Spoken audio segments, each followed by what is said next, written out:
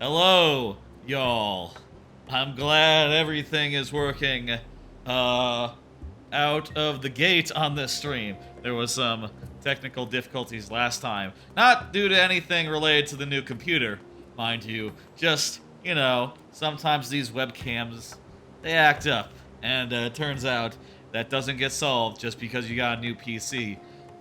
Quirky hardware, it's not necessarily due to the PC, but just technology in general can be a little unreliable at times, as wonderful and cool and innovative as it may be. This camera is really goddamn innovative. I mean, look, it can zoom in all nice and good. It can zoom out. It can take all sorts of positions. That's great, but sometimes it needs to. The computer needs to restart for it to work, and that's unfortunate when you don't realize that before you go live.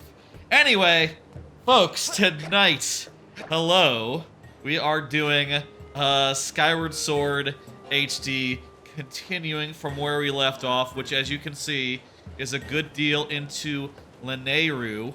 We're here in Lanayru, the third area of the game, basically. And we're pretty close, I think, to the next dungeon.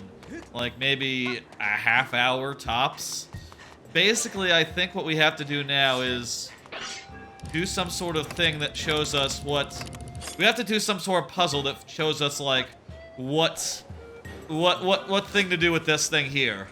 We gotta figure out what to do with that thing there. And then once we figure out what to do, it's like Dungeon City from there. And then we'll see, like, some main plot things happen. We'll find out what happened with Zelda, what's going on with that whole deal, and we'll meet, like, the big boss enemy that we'll be seeing a lot of the rest of the game. Like, 3 or 4 fights worth. I think we'll see them for the first time here tonight. And, I do think that's, a good thing. I'm looking forward to that. 2 things. Just up top, let me just say. Not gonna be, like, a huge, whole set of things to talk about up front. But just 2 things. First off, I mentioned this last week as an idea. It is now official. I said, fuck it. Like, right as I was setting up this stream, I said, fuck it. Let's go ahead and set up a new channel point incentive. That is, if people are on YouTube and wondering what that is, that's a Twitch thing. It's a Twitch channel point thing. Basically, people get points for watching on Twitch, and they can redeem them on things. What things in particular? Well, for 1,600 channel points, you can make me switch to motion controls, or back from motion controls. So, if you have 1,600 points, you want to see me whip out those Joy-Cons and, not do so much of the left, right stick, control scheme. That's what you can do for this whole playthrough. That is my plan. If it turns out I hate motion controls, which I'm not sure that I do, maybe we'll change that to be like 30 minutes of motion controls, and I set a timer. But for now, let's just make it so that you can switch me to and switch me back, and it's the same point either way, and there's no timer on it, no nothing. Like many things on this channel, we might iterate on this, we might try some different things next week if this turns out to be a headache for me or like whatever, but this is what I'm putting forward this week, and I hope I would love to see someone redeem that and play with the motion controls. I hope they're good. I hope they're good. I'll also say, just real quick, the new schedule, as you might have noticed, starts today. It is Tuesday at time of streaming.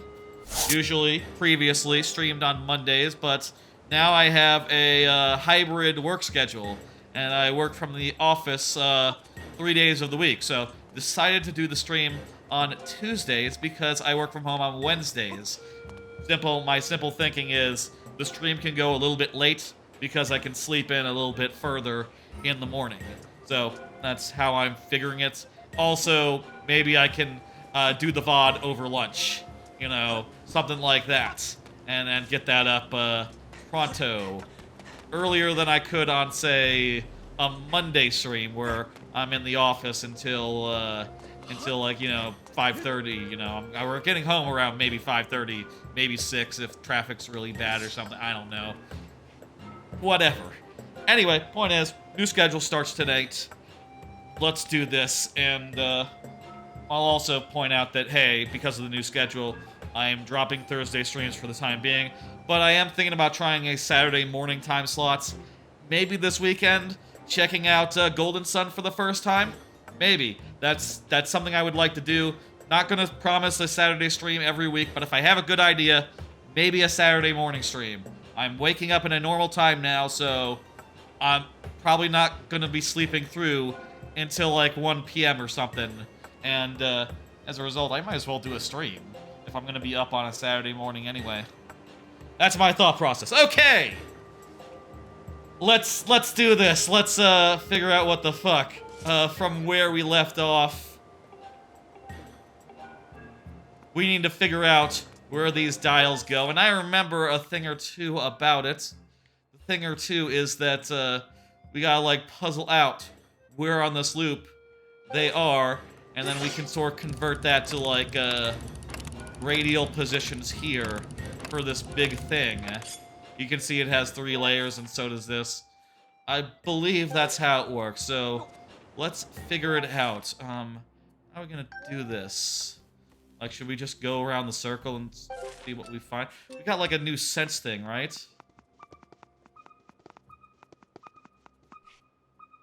Wait, can we just do it by... So I'm looking over here, so it's either... Let me just do a quick line. Is it just as simple as figure out where the thing is pointing me? If that's the case, I can just do some triangulation to figure it out. The third, that's in the middle. That's clearly not right. Let's find out. Let's figure this out. Okay. It's like right here. I don't think I'm quite there, but let's walk over there-ish. You know, drop a bomb in a thing. Is there a bird trying to kill me? Oh, he's being cool. Okay. I guess we gotta do this thing. Last week, we did get a good deal into this area. We got all the way here, and it was a bit of a walk. We interacted with time crystals for the first time. It was very cool. Important thing is that, you know, we're nearly to the dungeon, and the dungeons, they're the best parts. I will say. Hey, buddy. So far. Okay, so there's like a machine in there. We gotta turn it on or something. I will say, so far, this game is not as bloated as I remember. So far. So far. Which is a factor of these first 3 dungeons being very to the point, very much like, oh, you do like one area of like adventuring, and then you like an adventure area, you know? And then you go inside a dungeon and do a dungeon. And then you head to the next one. That's been the case for these first 3 dungeons. I do remember from here on out, after this dungeon, I do believe it starts to get bloated by like increasing the amount of steps between each dungeon from like 1 or 2, maybe 1.5, to like more like 3 or 4. And then the last time, like after we do 3 more dungeons, it'll go to it'll go even more severe. It'll go all the way to like I don't know how many things. Okay. Oh. Okay. Right. We can rotate it based on what we're facing or, you know, north. Okay. So we just have to do that a couple times, and it's pretty self-explanatory where, how this puzzle thing works out. Drop it down to, like, -18 on the volume. I think that's, ideal. What are you doing, bird? Don't drop on me. See what he dropped. Let's do another douse and just, you know, run towards whatever it is. Whatever it is that it is. Kind of looks like it's pointing us towards the thing. That's good enough of a line.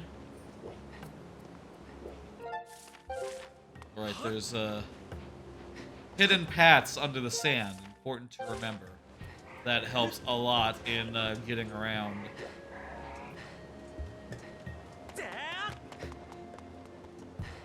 Let me do a quick douse here.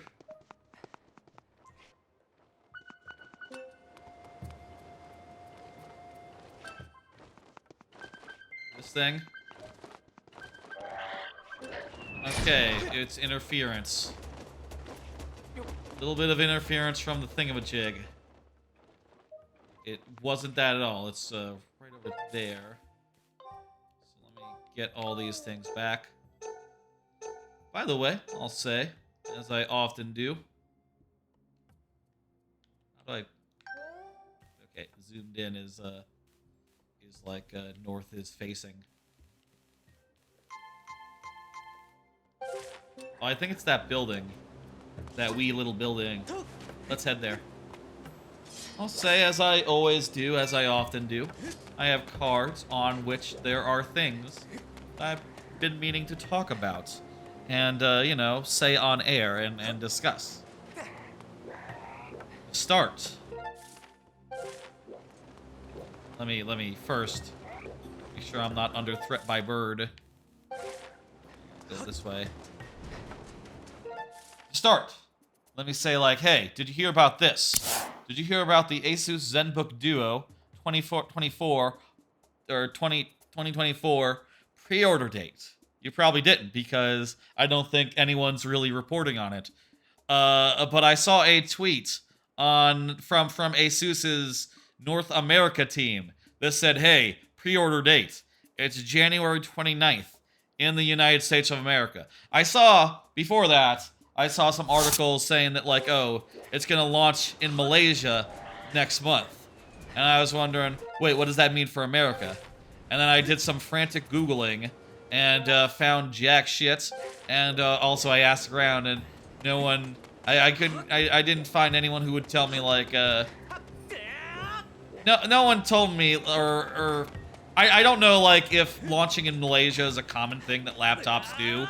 You know, as like a test market situation. And I couldn't get anyone to confirm or deny that. But I did happen across the tweet that explained, like, hey, pre-order dates next week, next Monday. And, you know, I've been really excited about this laptop, which, you know, on first glance, looks like a regular laptop, but, and folds up like a regular laptop. But look at this. That keyboard...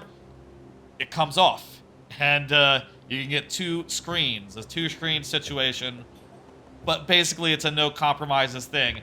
That keyboard can go back on there. It charges when it's connected. It's like fastened in real tightly and securely.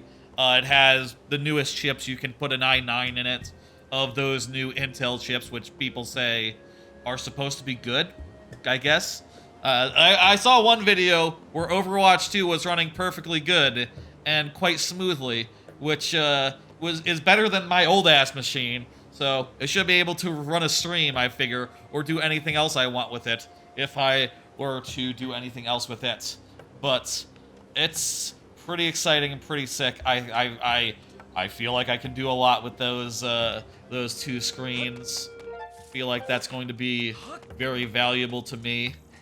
You know, like I've been saying last few weeks, I've started in a new job, and I have a bit of a stipend for, like, technology, for, like, getting a new devices or whatever.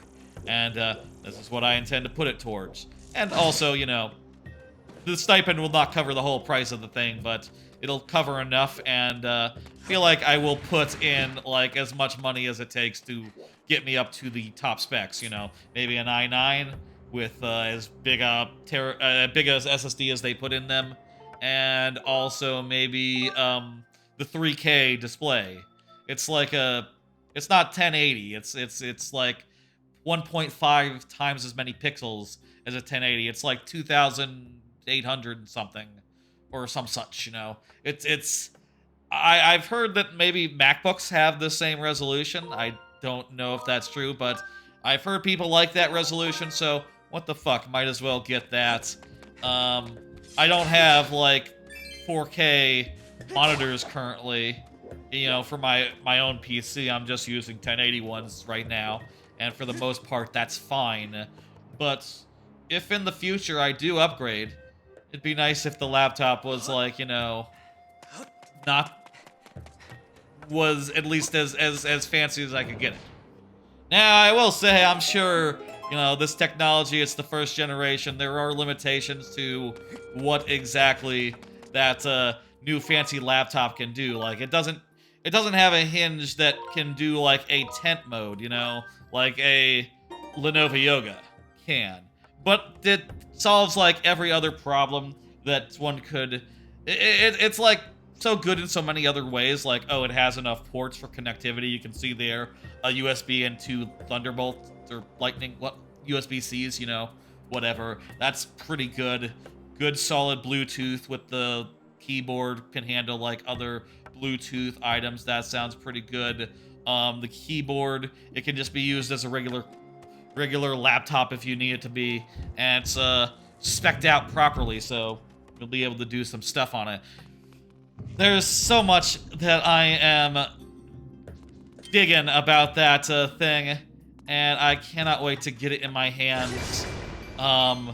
Definitely will be pre-ordering, as I'm not sure how much they want for like 3K, for like i9, for like max specs. It starts at 1,500, and who knows how high it goes. You know, I'll say 1,500.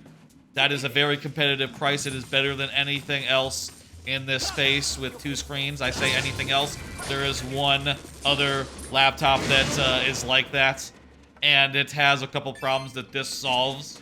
So this is a better version of that, for sure. Except the other one is a Lenovo Yoga, so it can do tent mode, but that's fine. I don't need tent mode. That is a thing I will happily not have. Barely used it when I had a Lenovo Yoga, you know, 10 years ago. I had the first one, the first generation. Last time I was excited about a laptop was the Lenovo Yoga, and I think that this is the first one, you know. And I think that this this product is just as innovative, just as solid, just as exciting to me. Anyway, fucking pumped about that. I cannot wait to put money down to get that coming. I hope it's like, I hope that I get it like mid-February or something. That is my hope. I don't know when they're shipping it. It just said pre-ordered. The tweet that I said just said pre-orders. It didn't say like when orders go out. Oh, dude, you need to die in the thing. It's not gonna do it.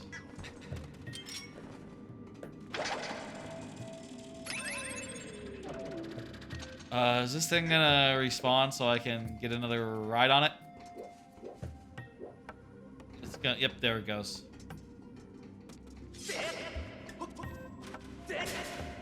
Oopsie daisy.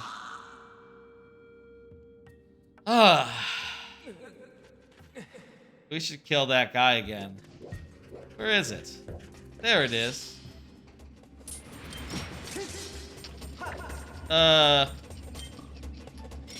Get in range, buddy.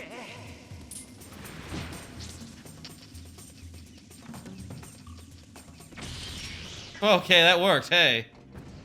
Wasn't sure that would work. Lovely. I'll also say on one other, like, buying things note, I have one more card here that's related to purchases and the like.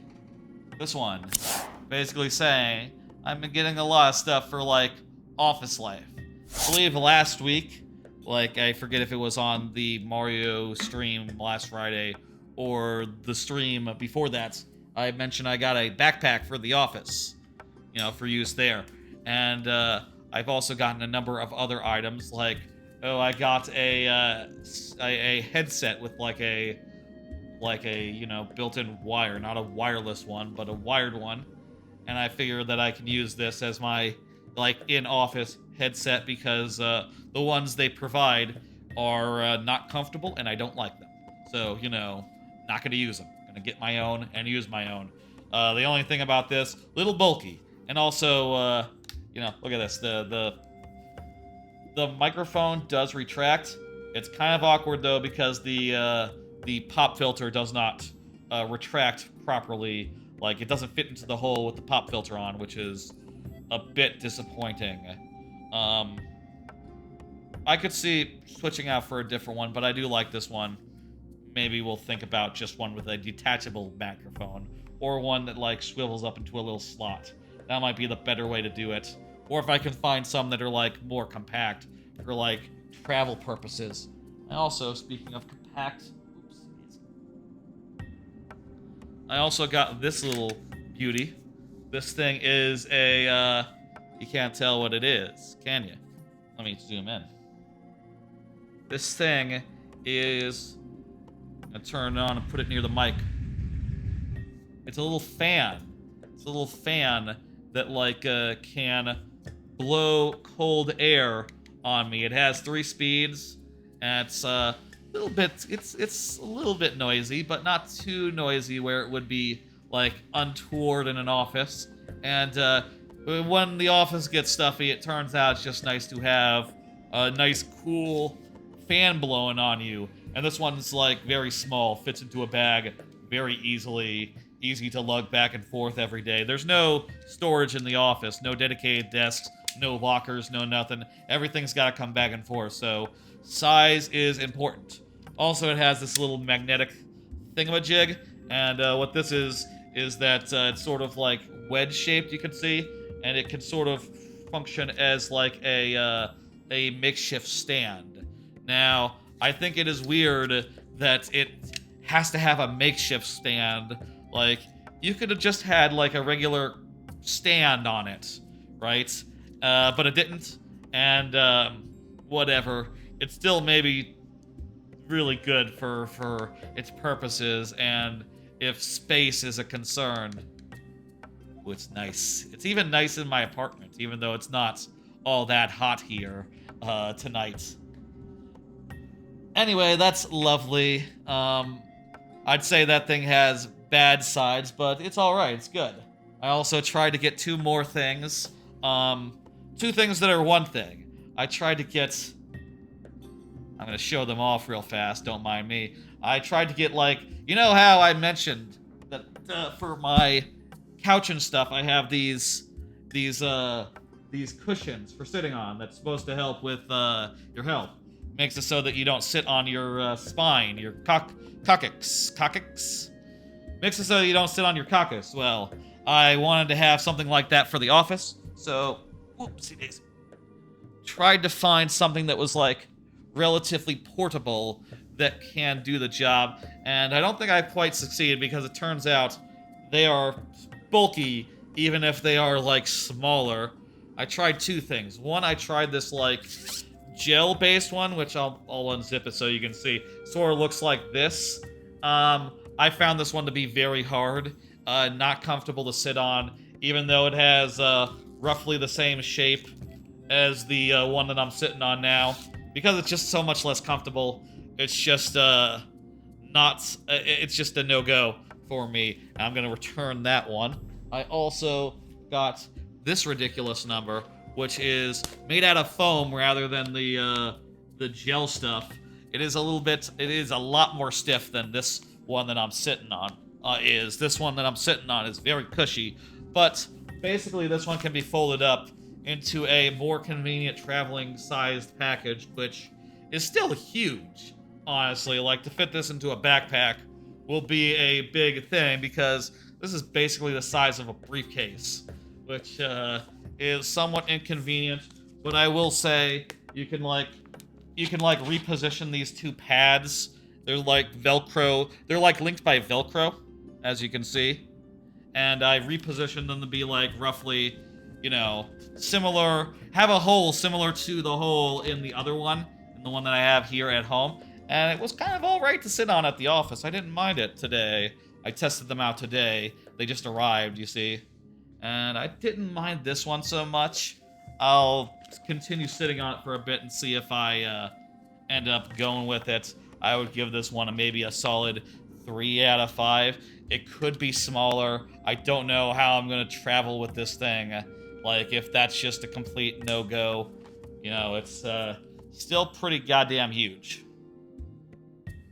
Alright, that's stuff I've been buying. Let me, Oh, that's just nice. Can you hear that? I wonder if y'all can hear that. It's just very nice to hit myself with cold air. Oh. You know what else will be nice? Just a little drink.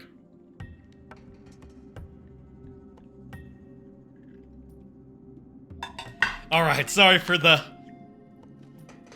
tangent, but that stuff I have to show off physically. Because it's, you know, physical items that I've been buying. I don't know that I'm done buying physical items yet. I definitely want to put a few more things into my, like, work bag that goes back and forth. Probably, like, a battery. You know, probably, like, I don't know. Some stuff I already have, honestly. Probably, like, something of a medical type kit. You know, a couple Band-Aids, some Pepto-Bismol, that sort of thing. Kind of stuff you always want on hand. You know what I mean? You always want some Pepto-Bismol on hand. As far as, like, new purchases, though, I'm not sure I can think of anything else that really comes to mind as, like, essential or, like, would really add that much to my work experience. Who's gonna say this is rusted and broken? We're gonna need to go back in time.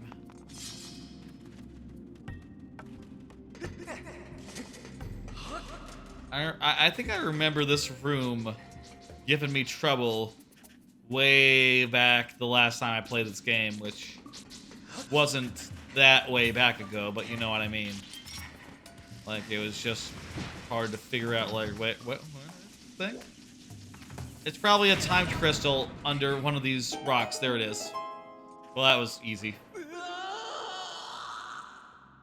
Just goes to show, like, just bomb every one of these rocks. They're not just for rupees. There's main stuff hidden under them. Just go ahead and bomb accordingly, you know? Those guys became eggs.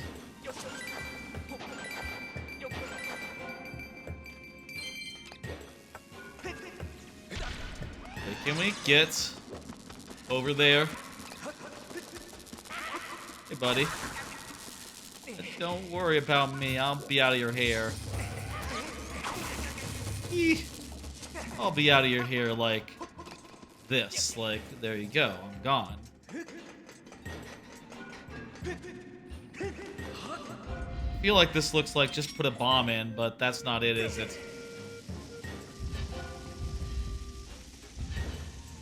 Really does look like roll a bomb in. Let me try that one more time. She's gonna say it's not a bomb. Bomb is not the thing. It don't fit. Okay, it don't fit. Oh, it's gonna be those electric guys. Those electric slug guys.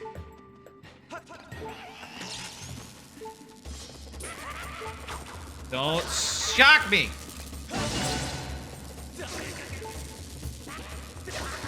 Ah! It shocked me. These guys are mean.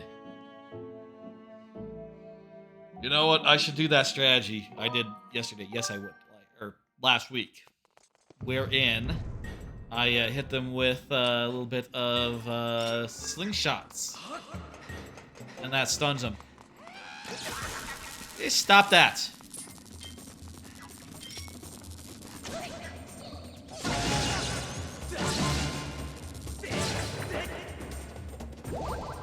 Alright, that's pretty good. You stop your shocking. Yow! You stop that little guy.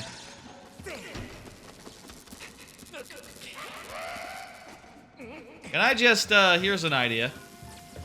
Got this beetle with arms now. Hey, look at that, I'm smart.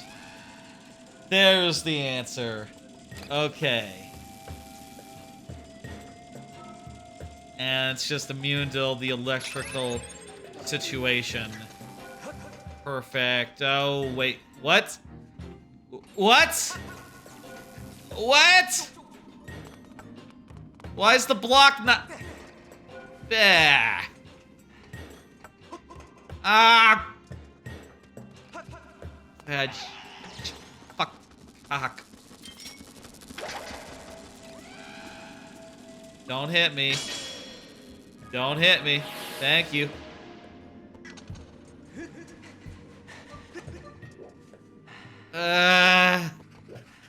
Why did the thing go down?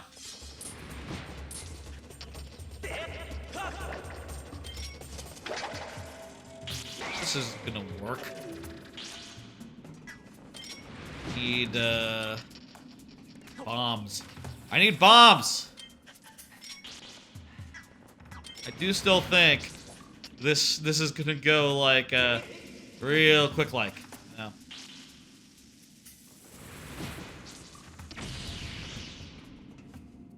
Relatively quick like. But you know, do brace for like the next area to be, you know, just as long, you know.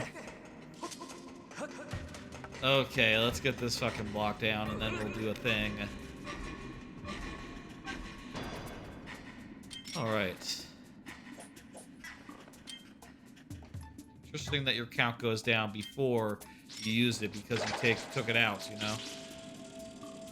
It's different from in most Zelda games, I would say. Well, actually, usually when you take out your bomb, it automatically gets lit, so... You know, it's like, nicer, actually.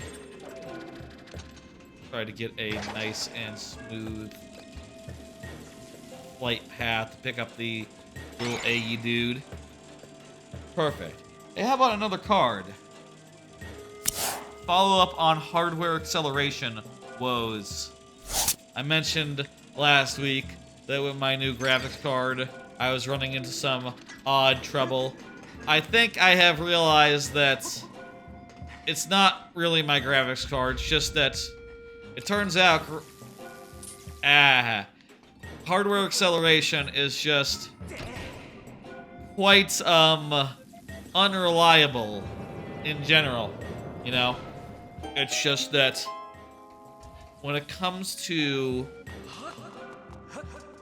you know, your computer, your like browser using the graphics card to speed up video and shit, it's just that all that stuff is super buggy, and enabling it in any case is gonna run into trouble. Now, I did try messing around with like Chrome tags. I found a thing where it was like, oh, you can I found a thing where you can turn it on and off like certain features of Chrome, and for a bit that looks promising, you know. It's like, oh, I turned on rasterization, or I turned off rasterization, I turned on 2D canvas, whatever the fuck, and that seemed to make a difference. But I couldn't solve every issue, and probably the most infuriating one was I was having issues with subtitles, which, how does having graphics card acceleration fuck that up? Like, subtitles were flickering on and off. They were appearing like, before like a new subtitle would show up, the previous subtitle would show up for like a fraction of a second. You know, like just like a quick flash of it. You know, like a millisecond of another subtitle. Sometimes subtitles would not appear at all. Sometimes a subtitle would appear twice as long, you know, than it should do. And as a result, cover up like another subtitle in the process. Sort of glitches that don't make you go like, this is subtitles. Why are you using graphics acceleration in the first place on Subtitles Chrome? It's fucking subtitles. And what's more, you're just fucking them up. What the hell? I guess the lesson is, just don't fuck around with that stuff. It's not ready for prime time. And, well, it's been years, so, you know, since we've always had graphic hardware acceleration, so, you know, if it's not ready for prime time now, like, I don't have any faith that it will eventually be. Maybe it's also a matter of the new chips, the relatively new generation of chips that I got in my computer. Maybe if I had an older, more mature line of chips, it wouldn't be quite as shitty, but whatever. You know, the graphic card can do a lot of work while, you know, I'm streaming and while I'm playing video games, and for that, I think we can all be, very happy. I will say, as far as, like, I need to figure out how to make it so that, if there's, like, a good, simple, reliable video editing program that I can use that, outputs at the same resolution that I like, or, you know, all the same quality settings that I would do, just recording from OBS. And it can use the GPU to speed it up because, you know, it turns out even on a new PC, like, you're not gonna get just doing off the CPU, like encoding. It's still going to be somewhat slow. Maybe like I had to do some small edits to the last stream, the Friday stream, because I forgot to let the intro starting soon screen stay on for like 10 seconds. I just hit the button to switch just as soon as I started recording. So I did some edits to fix that and on the VOD. And that was like a 3-hour VOD. It took like 2 hours to export. That's certainly better than my old PC, but I feel like with fancy modern shit, we should be able to do like, you know, multiple times real time or some shit, you know? We ought to be able to do like ultra fast. What the hell am I looking at here? I would think it'd be over here, but it's pointing me, like, in this direction? Oh, wait, no, that's the thing.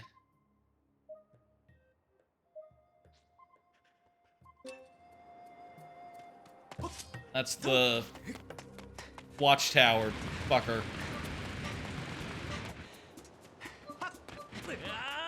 Anyway, frustrated by that whole business. What are you gonna do? You know, technology is, imperfect, even when it's really good and advanced, you know? And, sometimes it just don't work very good, and you have to, fucking deal with it.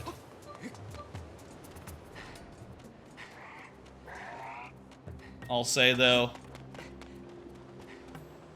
I think I might have, you know, I forget how I did the acceleration thing, whether I just turned it off entirely.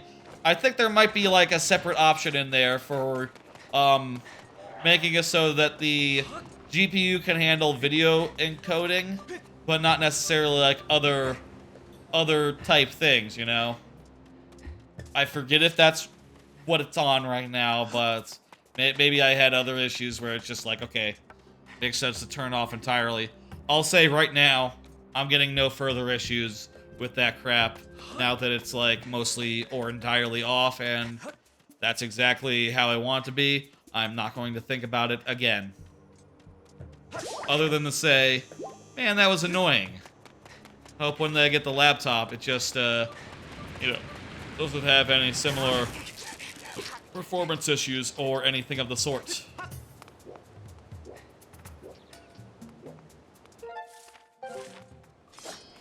Is this a good place to do the thing? Oh yeah, there we go. Now we can see. There's our next doodad. If I recall, I have some memory about this one. I remember a room that's just a big giant pit in the past. Like entirely sand, entirely abyss, you know? If you go back in time. Which is, sort of a escalation of what the first one was. The last one that we did, I say the first one, it was the second one for us. Anyway, how about another card? I watched a goodly amount of HDQ 2024. After the last stream, I did go and watch the Majora's Mask run, which was quite lovely. Nice, long run, very interesting, business. Very interesting run, would like to see it. And I did eventually go back and watch the VOD later on.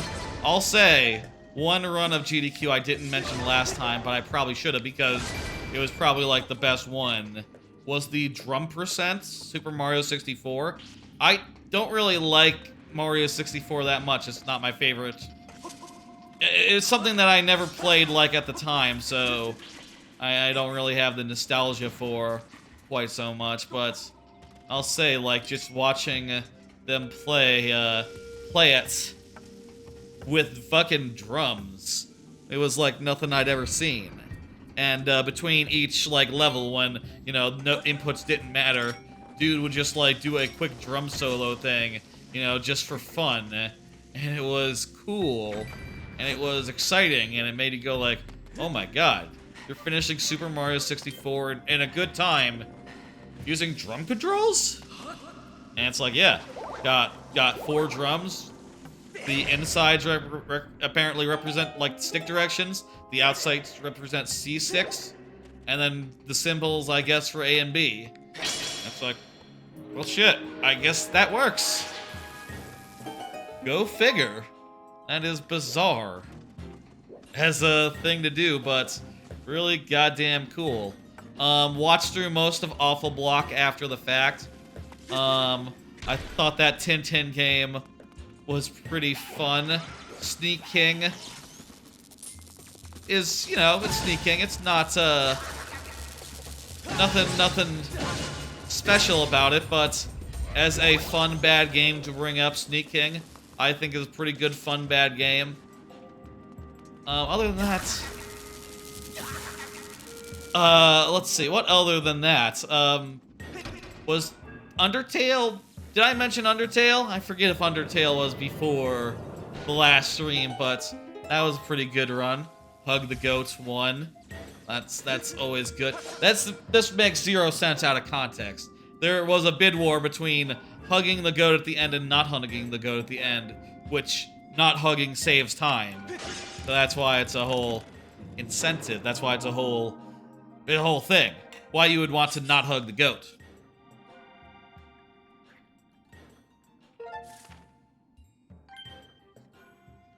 Anyway, other than that, there was the only thing I really watched on Saturday was the Tears of the Kingdom run, which was cool, but I do gotta say, I was a little, I don't know, it was a fun run, but it was just any percent. It turns out any percent is pretty straightforward, and just so far as oh right, Tears of the Kingdom, you can literally just go right to the end and go fight Ganondorf, so long as you get past Tutorial Island.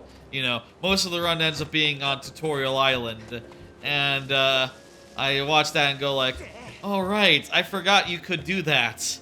And obviously they use glitches to make it easier, which is good and fun, but I don't know. There are things about that I find unfortunate, like, oh, they actually don't need to use Super Hand. Like, they only use Super Hand once during the whole run, which is a little weird from the perspective of, like, you know, going into this shit. I was like, ooh, I can't wait to see some wacky vehicles, and then, oh, you didn't build a single vehicle in any percent. You just duplicate a bunch of wings and just fly places. Well, and like throw rupees. Well, that's pretty cool, but I kind of wish they built a wacky vehicle and did some other wacky business, you know, and really used the wide range of thing that's possible with Tears of the Kingdom. But I guess the thing is, like, there's just a couple of glitches, and there's just a couple of things that are a lot faster than the whole myriad of other options. What I hope is that like all dungeons, all main quests, or I would really like this, even though it looks like a really big long run, all shrines. I'd like to see one of those 3 at SGDQ, and I reckon that'll be a lot more exciting, you know, in just so far as we'll get to see a lot more of the game, you know. We'll get to see, like, the depths, for instance. You don't really get to see that much of the depths in the run as is. Though they did go to the depths as, like, a post-show, like, oh, hey, let's just go down to the depths and show you some more glitches that don't come up in this category, which was nice. I really appreciate that as a thing. Okay, so it's water, fire, electricity. Water is left.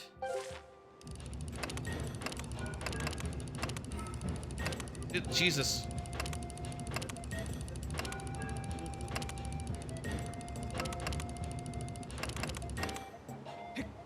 Okay, there we go. Gotta, like, hold it at the position.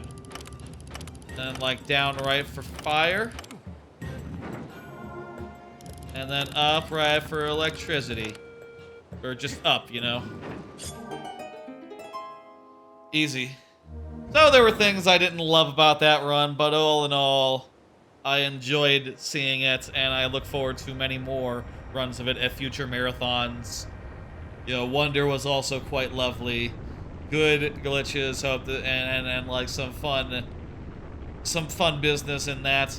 Hope to see a lot more Wonder speed runs as things go on. I hope that they eventually can just, like, skip right to the end, and that there's a whole, like, you know, differentiation.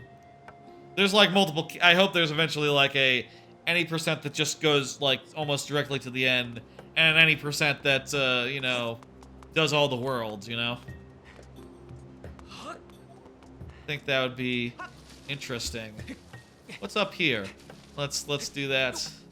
Let's look up here before we go in. Anyway, AGDQ, thought it was a damn fine marathon. A lot of new games, you know, that were getting their marathon debuts, including ones I don't give a fuck about, like, geez, what was it? There was some game that was really popular last year. There was Lies of P. I don't think that was the one I was thinking about. What was it? Let me pull up that whole schedule. There was one game I saw that was like, oh yeah, I didn't mention it, but that was its first time too, but Baldur's Gate, yeah, that's a big one. Lies of P, small one. What was it? Fire Emblem Awakening. Didn't watch, I'll say I didn't watch any of the ones that I, didn't watch, like, those ones. Hello! Hello, Ginther, I do see ya. Ginther? Am I reading that right? How you doing? Just going over real fast. Oh, there was the Resident Evil 4 remake. That was the one I was thinking of that I didn't watch because I've never played Resident Evil 4. How you doing? Anyway, that's enough AGDQ talk. Great marathon. Looking forward to the next one. I donated $100 across the marathon as I do. Usually I do 75, but I got a new job. Making a bit more, so figured donate a bit more seems fair. Hey, We're to the dungeon. That took us, like, what, an hour? Okay, so that wasn't, like, short or anything. You will sub? I'm happy to hear that, Ginther. That is a YouTube sub, so that is a, you know, it's equivalent of following, if anyone is wondering which one they mean. I appreciate any follows, you know, YouTube subs, Twitch subs, or whatever support y'all wish to give. Fantastic. There's no alert for that. The reason is, if you have, if ever you're wondering, if ever someone were to sub and not see an alert happen, even though I'm live, the reason is there's like a privacy thing. And if you have like your subscription set to private, it can't show alerts of that sort. That's just a fun fact. Don't take that to mean like, oh, I should go change that. But, you know, sometimes there are alerts, and I just want to explain like why it's not always the case. You can't always see it. And also, like, no shade or anything. I think I have that set up as well, where you can't see what I'm subbed to on YouTube, because it defaults to private, which is fine. That's probably a good default, honestly. Dungeon! Dungeon. We're in a dungeon. Hey. Dungeon time. What is this dungeon? The Lanayru mining facility. Okay. That's, not a terribly exciting dungeon name, I guess. But, you know, hey, mining facility is cool. We'll see some cool little guys. Definitely not the best of the, Lanayru temples, you know. We'll go to the pirate ship later. You know, a couple weeks from now at the rate we're going. Check back tomorrow. You will have to sleep. Your stream is good. Thank you. I will say, these live streams do go down, and I replace them with live, with VODs within, like, say, 24 hours. So, if you don't see this stream, it'll be up, before too long. I work in the day. I work, you know, I work, so I can't always get it, like, up immediately. So, keep that in mind. It might be as late as, you know, after work. But, of course, hey, lots of other VODs you can watch if you are interested in watching other VODs. I got loads of them. Loads of VODs. The Mario Maker VOD from last week, it's really good. Go watch it, someone. I'll say, like, it's kind of odd right now. As far as the VODs go, the Mario Maker VODs seem to be outcompeted by the Zelda VODs. Which, okay, I don't think I ever saw that coming. You know, wasn't so long ago that one of the Mario Maker VODs was like orders of magnitude beyond any other video on this channel, but I guess, you know, hey, YouTube recommendation engine, no one understands what its deal is. I don't understand. Go figure. Maybe I should talk less about myself and my stream. Let's do that. Let's talk about these guys. They're weird, and I feel like it's hard to hit them. You have to, like, wait for them to line up and then hit them with a single slice. I feel like slicing in the direction that you want to slice is hard on a stick. Maybe it's also hard on a Joy-Con. I will say again, we have a channel point incentive on the Twitch side. If y'all want to,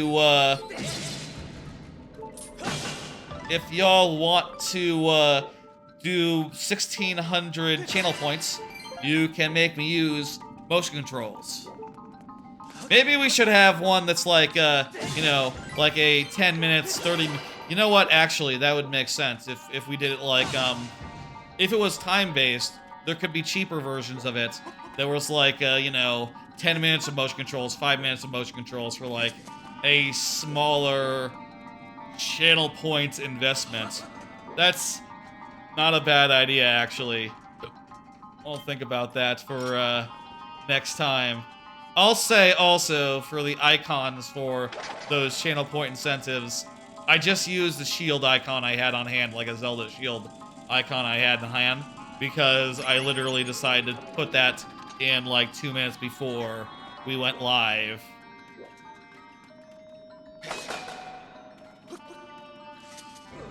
Gotta like put this against the wall and run up on it, right? That'll be it. Perfect. I thought because there was like dust there, you could, whatever. Get some more water.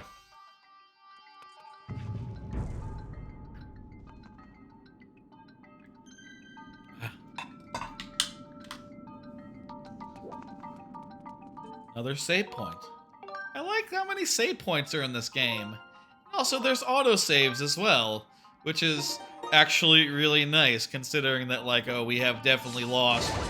On, like, previous Zelda HD version full playthroughs, we have lost, like, progress by forgetting to save at the end of a stream. So, not being able to fuck that up, even if I tried, that is, reassuring, to say the least. Oh, another card. Been playing Prince of Persia, The Lost Crown. I had to look up the name to make that card, because I've just been thinking of it as the Prince of Persia game. It's a Metroidvania, it's 2D, it's really good. It's really great, in fact. I would say it's a 5-star Metroidvania. You know, definitely up there with like the top tier Metroidvanias. Probably not like one of the best of all time, but a damn good one that I am enjoying a lot. Hello, Fart on the Pig. How are you doing? Got a small key. Anyway, like, the main thing about the things that make that new Prince of Persia stand out so far, I say so far, I'm pretty deep in, is that there's like a huge emphasis on like both platforming, which is like a little stiff. It's not like a platformer or nothing, but it does feel good to like run around and jump and go up to like maneuver through the world. It all feels really good, and also it has like a combat system that feels kind of more like a stylish action game, like a character action game, where you're like holding up as you're doing attacks and like knocking enemies into the air and chasing them there and mixing in like all sorts of ranged attacks. It kind of feels like more of a Devil May Cry situation than like a Castlevania system. That, you know, of course, I will say I love the way Castlevania plays, and I love the way Metroid plays, but this is like a cool third option that is very nearly as good. You know, mixing in some stylish stuff. It's also had some really impactful bosses, a lot of cool areas that I keep getting into and having some good fun with. It has some good, some exciting new quality of life stuff, like you can take a picture on your fucking map in that game, and if you run into something that you don't know what to do with, you can take a picture and it'll show you where that picture is, so, you know, later on you're like, oh yeah, there was a wall I didn't know what to do with. Now I know I just need to hit left bumper now that I got this ability, so let me go back there.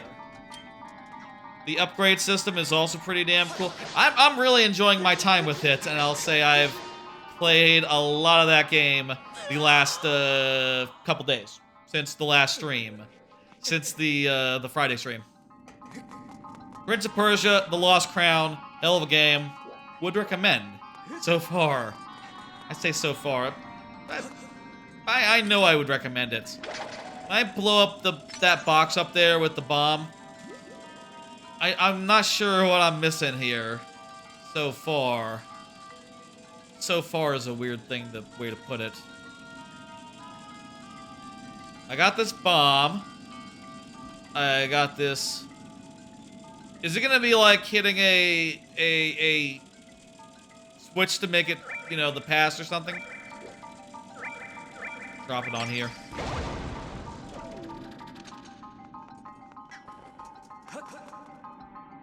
What do we do here? Oh, we just got a small key so we can go back and open a small door. Perfect. Got it. Lovely.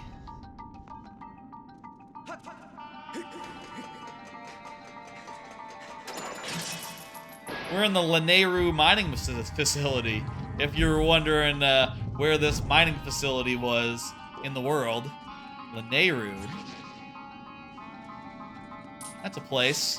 Or like a desert, but, you know, also not a desert. In the past. In the past, it used to be, get this, normal. Your channel is amazing? Why, that's some high praise.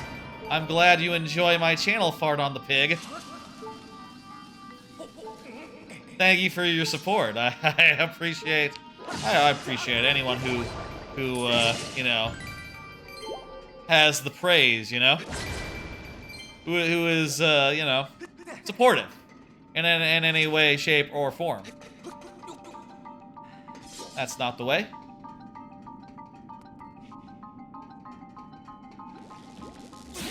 Glad you enjoy it. Or, you know, or you're just like objectively, you know, an admirer. I guess it's possible for an admirer to not enjoy what they admire. I'm just saying things, you know. Don't worry about it. I appreciate the support. How long can I talk about one message in chat? Too long. What are we doing?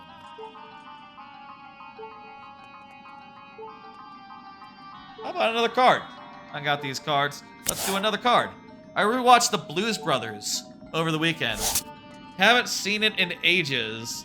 I have seen it before, but I haven't seen it in ages, and I'll say I had pretty much forgotten everything that happens in that movie, other than the Blues Brothers being very, very cool.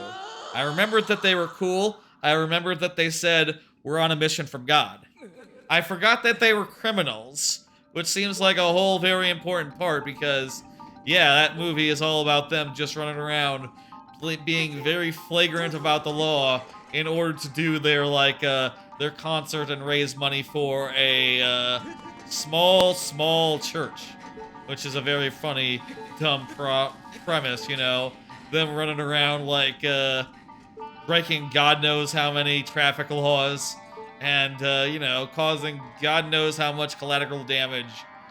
Just some of the most amazing fucking car chases in history, and my dad was saying that. My dad, he was saying that it's one of his favorite movies of all time, and we watched it together, you know, as a family, you know. And yeah, I agree. Those are fucking amazing car chases, and the fact is that like all of it was fucking real, you know. Like they literally, I looked this up after the fact. I read about it. You know, they literally had... They literally got like 100 cop cars at auction before doing the movie.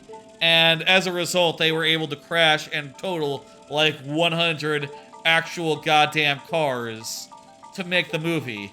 And also, there was a mall that was closing forever. And they were able to like wreck that place entirely too as a result. That was a real mall in that movie. I couldn't believe it. I was just after the movie thinking like, so that was like a set? What was up with that mall set? Where did they get it? How did they make it? It's like, no, that's an actual mall. They destroyed an actual mall to make that movie. And it's like, god damn. Wow. That is incredible. Also, the music is pretty cool. I think my favorite part might be the part where they went and played at the country bar. And, you know, the country music folks, they're simple people. They don't abide by, the blues. You gotta go now. See you later, Fart on Pig. They don't abide by the blues, but, they do like the theme song from the show Rawhide. Oh man, when they went into the next song, it fucking killed me, man. If you haven't seen the movie, you know, I'll say like Rawhide already. You know, They're singing the song from Rawhide. I appreciate Fox trying to play. Next stream, if you're wondering, Friday. Next stream will be Friday, 6 p.m. Central. Viewer levels.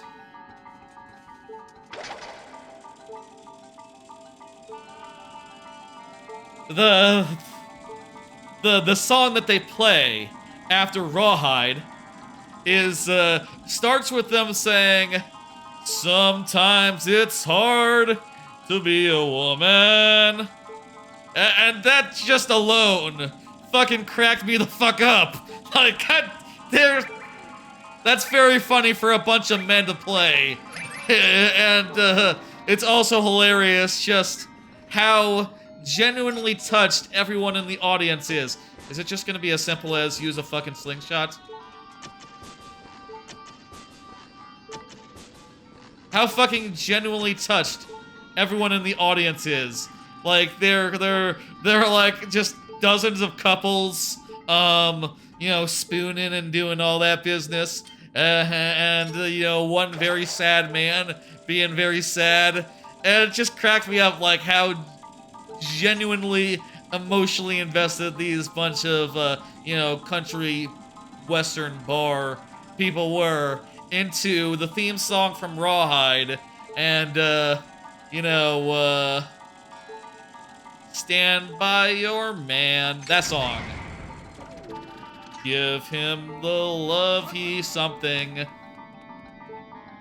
Oh man, great movie. I also really like it. I think that the Blues Brothers, they have an amazing bit, you know, where they're just like, you know, walking in syncopation.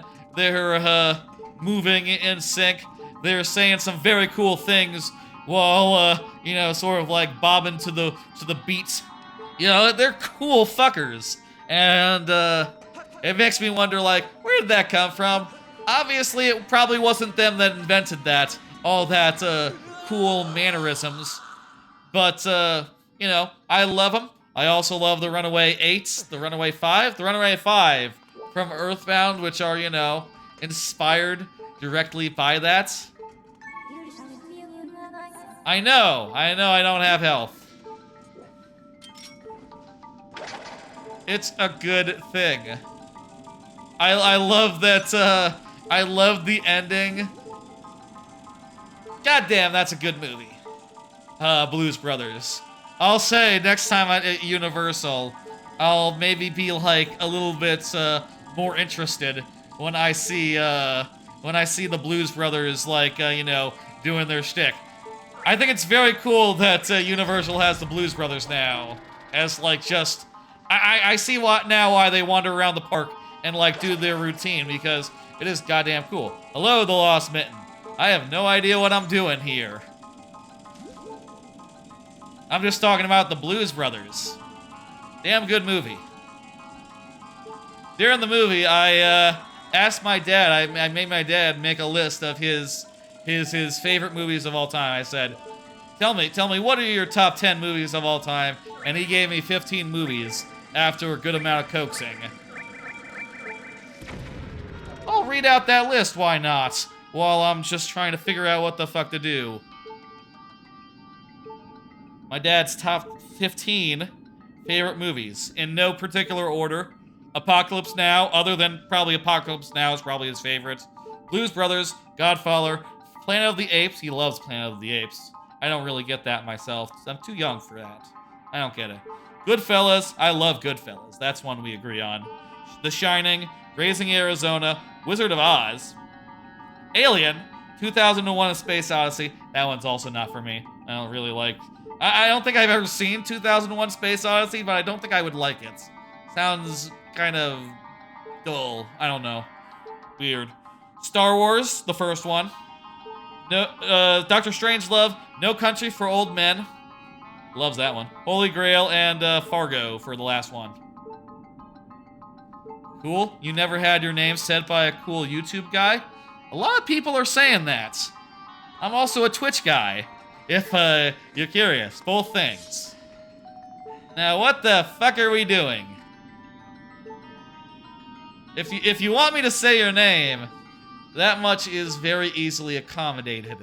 Like, I can It's very easy for me to say names most of the time. Sometimes it's hard to read from the distance at which I am sitting from my preview monitor. It's not going to be just something as simple as run across the sand.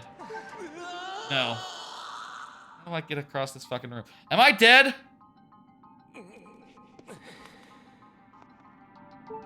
Okay, good. I didn't lose a heart. I guess maybe you don't lose hearts when you're at 1 from drowning in sand. I must be missing something here. I'll say, by the way, either chat, if anyone knows what the fuck to do in this room, I don't mind a little bit of backseating. That's not a big concern of mine. Also, this is a replay. I've played this game before, so I have figured this out on my own, like, 10 years ago. Or actually, like a couple years ago for the HD version. So don't get too precious. But don't think I'm like, wait a minute. Oh, there's nothing here. I was hoping for like some sort of switch or something. Okay, let's think. That definitely looks like a switch. Or like those doors will be opened by a switch. But I don't see a switch. Where's a switch? I see a bomb. Is there something I can blow up with a bomb? That's the question. I don't see anything. You think Zelda might be doomed? Oh, don't say that. I think we'll figure it out. Where exactly? Looking for something to bomb. Maybe this is the wrong room, and we need to go to a different room. But that would be weird because I think I had to use a key to get in here.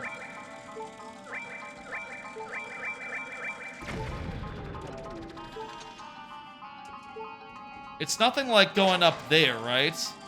Like, if we could get up there and drop a bomb from above, like... But it doesn't open like that. That's not how this works.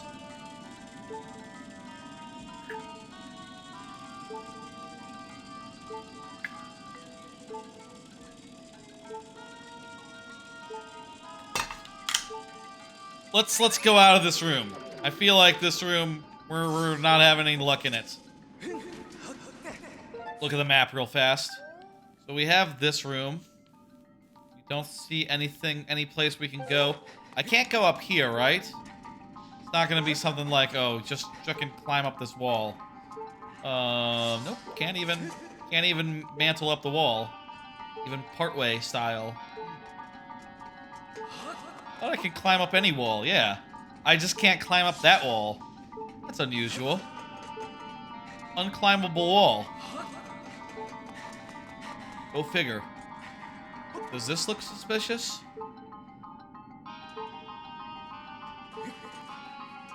It's not gonna be like a secret path or something, right? What if it's a secret path? There's been previously some sand situations where there's like a hidden path under the thing.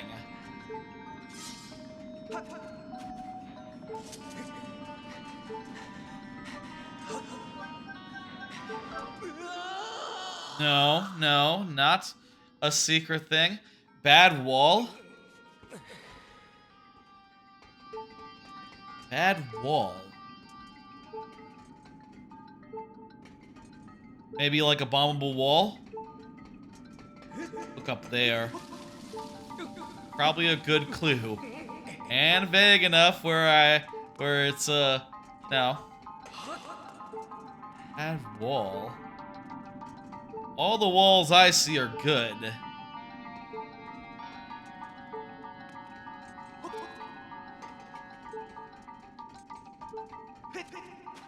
Try running around here and hoping for secrets path.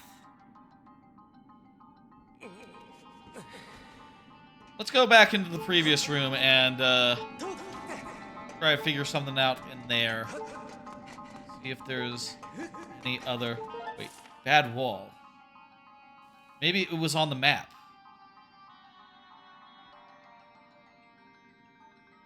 Not a hint, just a stupid conversation. Gotcha. I'm not sure what you mean, but thanks for you know, saying. What's up with that door? Locked door. Probably have to come in from the other side, I would guess. Here, we were there before, and we don't have a small key, so there was nothing we could do here. What about over here? There's like a little alcove. Did we look in there?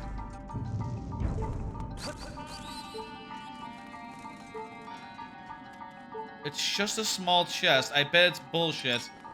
But we probably should just check to see if there's something we can do with like this bomb. Bah!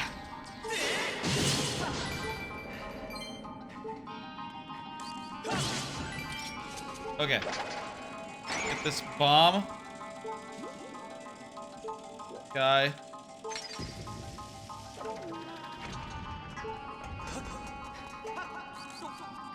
There's just a bunch of like mites inside.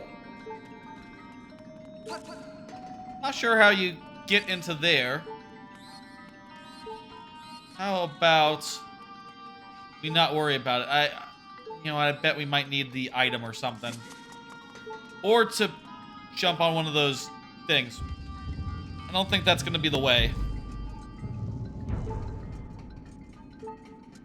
What will be the way? I feel like it's got to be this room. We got a key. The key led us here. This room. It's got to be something we can do.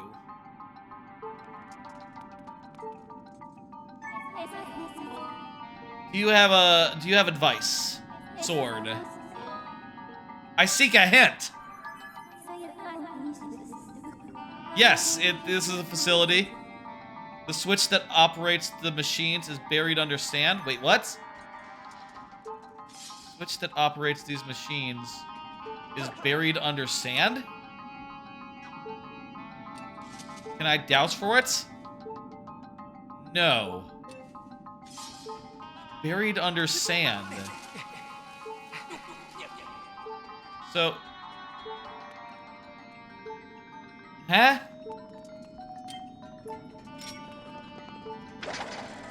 There's a switch under the sand? Is that what she's saying?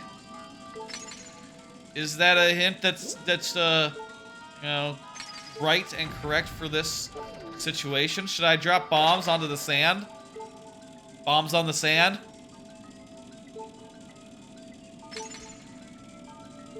I'll say sometimes I'm thinking about what the VOD will be called.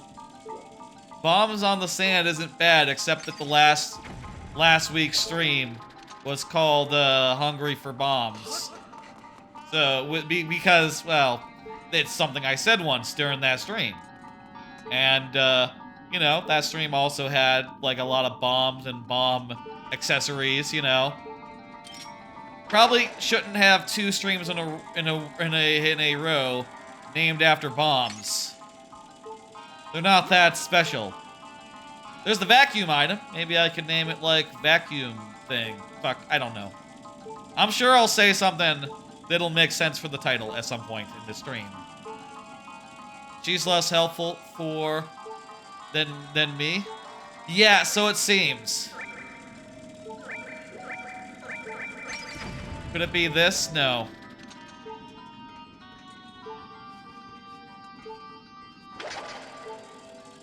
You know what I'll say? I'll say I'm not above looking up a walkthrough because I definitely don't want to get stuck forever in this one little room and just looking like, okay, what the hell? What the hell? Where are we doing? What's this?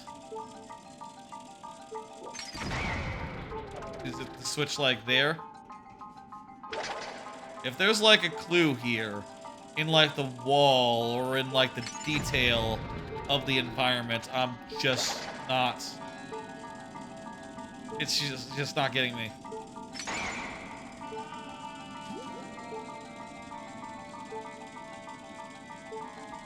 I'm going to look up a hint. You know what? I'm going to try to run to that ladder one more time. And if that's not, did I run along these gears? No way. I can't reach that ladder, can I? If I could reach that ladder.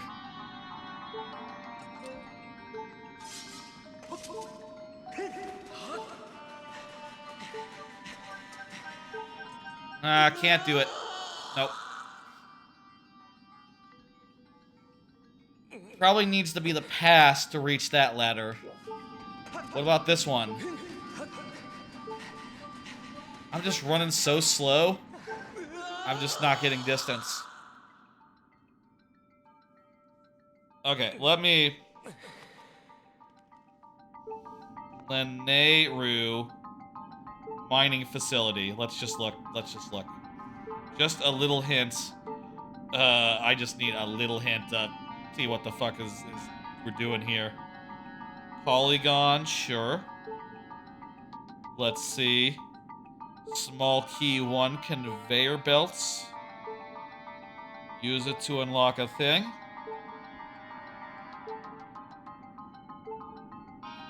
Use it.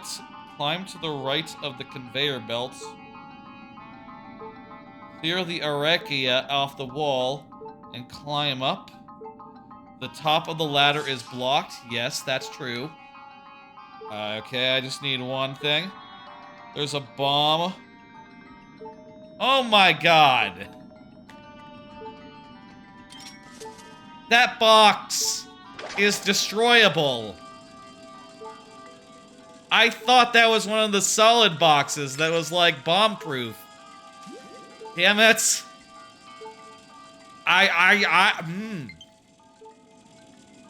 Prince of Persia just got an update. That's cool.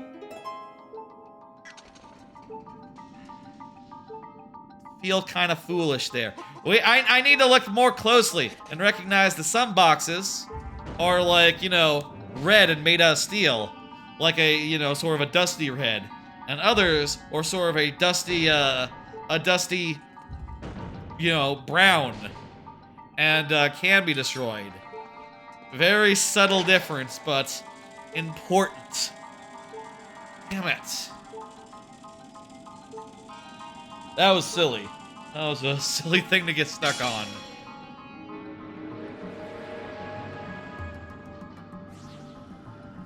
I feel like this dungeon is kind of, you know, does have one of the cooler mechanics in the game insofar as like, oh yeah, this is...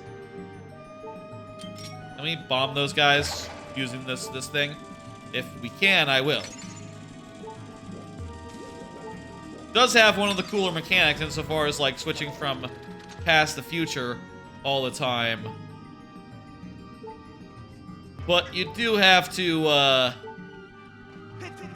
but it is kind of just that, you know, and nothing more. The past and the future, they're both very normal, you know? Oh, fuck, I was just about to die. That's right, I forgot about that. It'll be fine.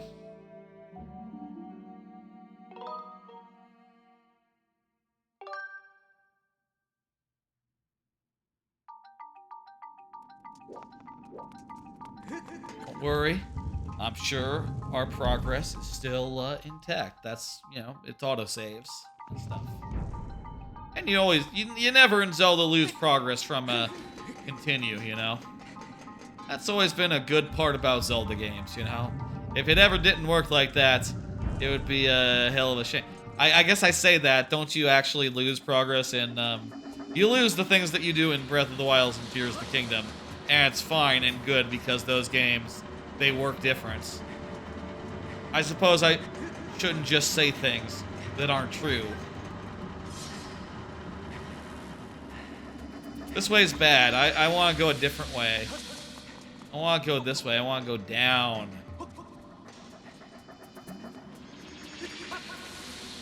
How's about a card? Got these cards. I'm going to continue going through them. Don't mind me, guys. Oh, those, they have mouths now. Look at that. That robot has a mouth. It can eat! I guess the other robots have mouths too, like the robots, the Lanayru, mining robots, they have mouths and faces and stuff. But they're like people, so that makes sense. Those are Beamoses. They're usually just big eyes.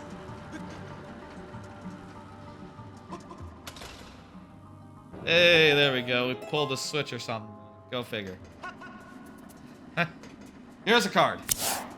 I've been randomly watching clips of Pawn Stars and Shark Tank randomly. Some reality TV. Sort of in the mood for that sort of thing. Came up on my YouTube. And I just, you know, sort of watched a bunch of it. Randomly. It's cool stuff. Though, of course, I feel like as you're watching, at least with Pawn Stars in particular, you do sometimes get to wondering, like, okay, well, how much of this is, you know, staged? You know, probably like a decent amount. No. But it's still fun to hear about the product and see them, like, haggle back and forth and land on a number, whatever. A fun show. As is Shark Tank, though. You know, you do wonder on Shark Tank, like, oh, this business has no... There's a lot of stuff on Shark Tank where you're like, oh, this seems like bullshit. But the sharks, they love it, so whatever. Yeah, I guess maybe it could be successful.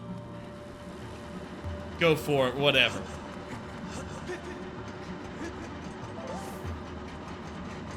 I'll say they seem to do a lot of, like, uploading of, like, you know... They're doing the SEO thing as far as Shark Tank and the like, you know, they're doing the whole uploading a whole bunch of videos with like, oh, you know, here's 3 times the shark did something, or here's like the most expensive things that have been on the Pawn Stars. And those videos are interesting because like, oh yeah, big money, but also they do spoil what ends up happening, which is like half the fun. But whatever, sure.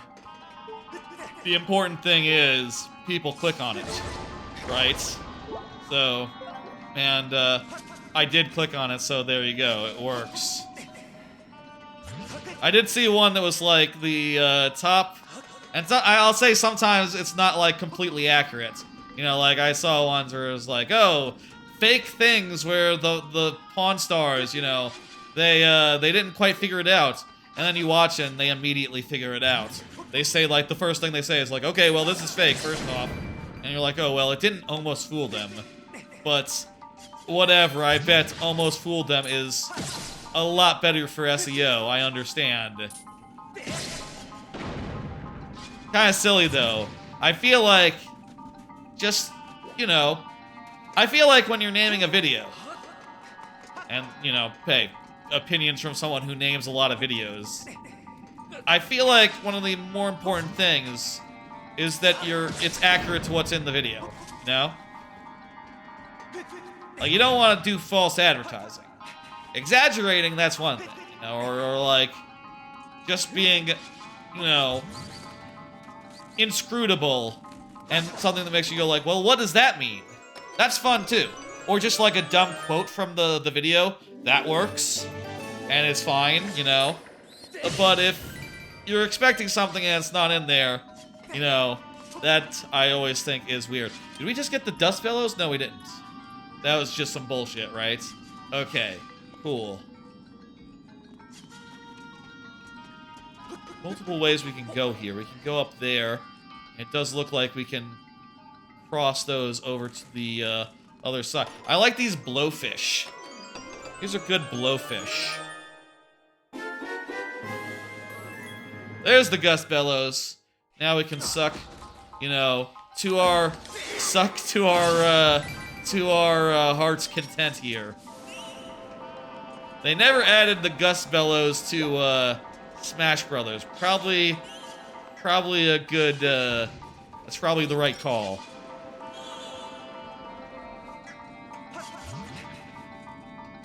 I will say I think it is cool that the gust bellows are sort of a, to me anyway, they're sort of a glowback, a throwback to Minish Cap, which had the gust jar, which is a similar device that blows, that sucks air. I guess actually, you know what? I was wrong. This is not a, this is blowing. This isn't sucking. I do think it is better to suck than to blow. I think it is more fun to, like, suck something in and then, like, spit it out in, like, the style of Minish Cap versus just, like, just, you know, blowing. It is suck blow time. I wish. No, it's only time to blow. There will be no sucking tonight. Unless, you know, you're talking about, like, you know, gameplay. Yeah, and you're talking about mine. You know, like me being bad at the game. I don't think I'm bad at the game. I did struggle over a box, it is true. I did find that box to be very difficult. But to be fair, I had seen other boxes. I know too many kinds. I have known other boxes. That was a very misleading box. Alright. Okay. I need to move this out of the way so I can make a shortcut back. Well, actually, I don't think I ever need to go that way again. But still, I definitely don't want to, like, you know... What the fuck? What am I gonna do? Not do a shortcut? We will only be blowing today. It looks like. I guess if I could suck these guys up, I would suck like a big electric guy into my fucking face. And I don't want that, so... I guess it's fine. What are we doing here? We all struggle with boxes. We all struggle with boxes sometime. That might be the name of the VOD. That's good. I like that. We all struggle with boxes sometimes. Box struggles.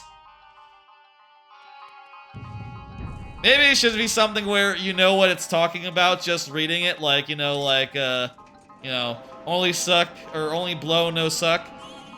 That's... You know, I'll say I'm well below the threshold for monetization, so I don't have to worry about... On the YouTube side, I have monetization on the Twitch side, because you only need, like, you don't need as much on Twitch to get monetized versus YouTube. So I don't really have to worry about demonetization, like some people would. But, I don't know. Maybe still a bad idea.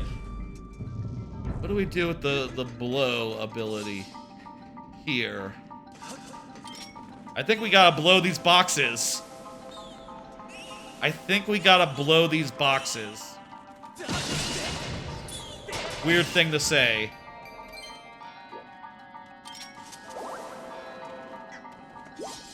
I think we gotta blow these boxes. There was only one box. To be fair, to correct myself. Box blown and moved.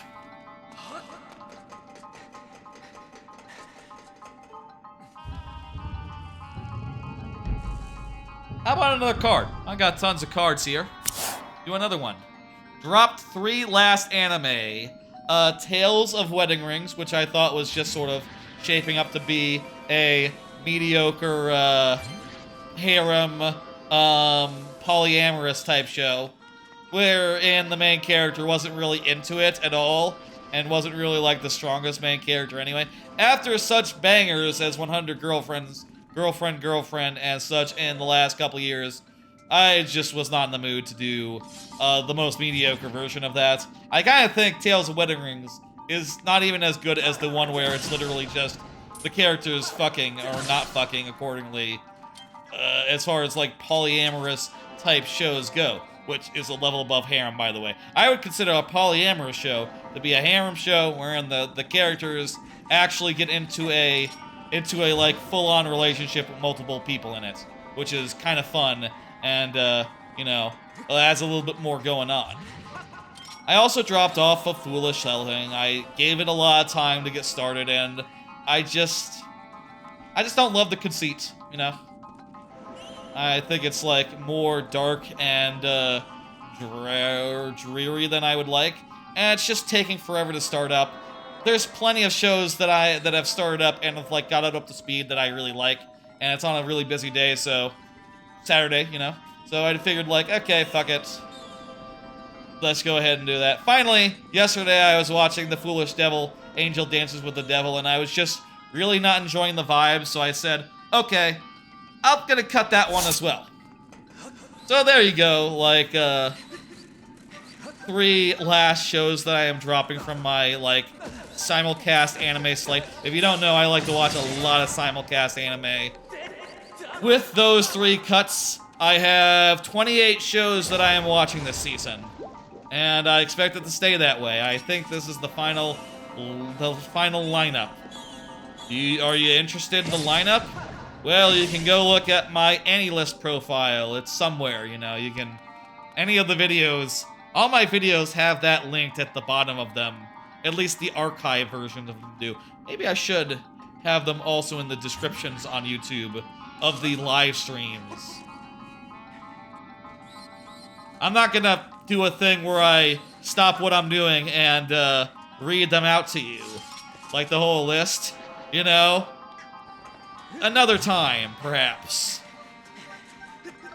Feel like, you know, with the new season of anime being like in the early phases for the last 3 weeks, I've talked about the new shows a lot. And all this to say, like, you know, I've finally decided on the final roster. Feeling pretty good about it. Cut some last shows. The most busy day has 6 shows on it. And, you know, 3 of the... Friday, Saturday, and Sunday all have 6 shows. And the rest, all the other weekdays, you know, the weeknights, they all have, like, 4 to 1. Between 1 and 4. Most of them 3. Which is manageable, I think.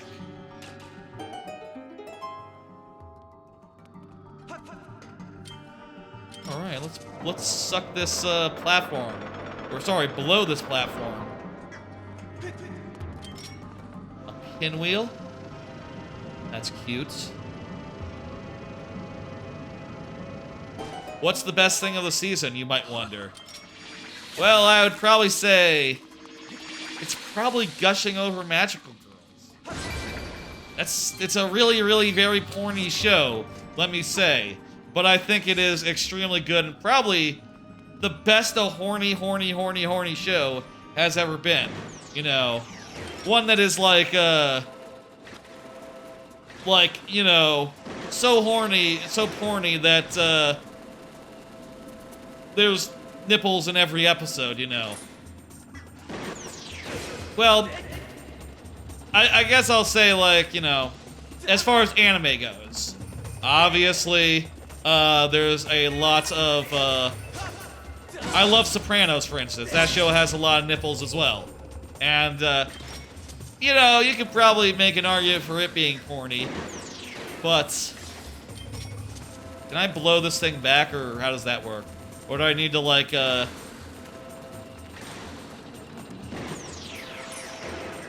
I need to, like, bat it back? I need to bat it back.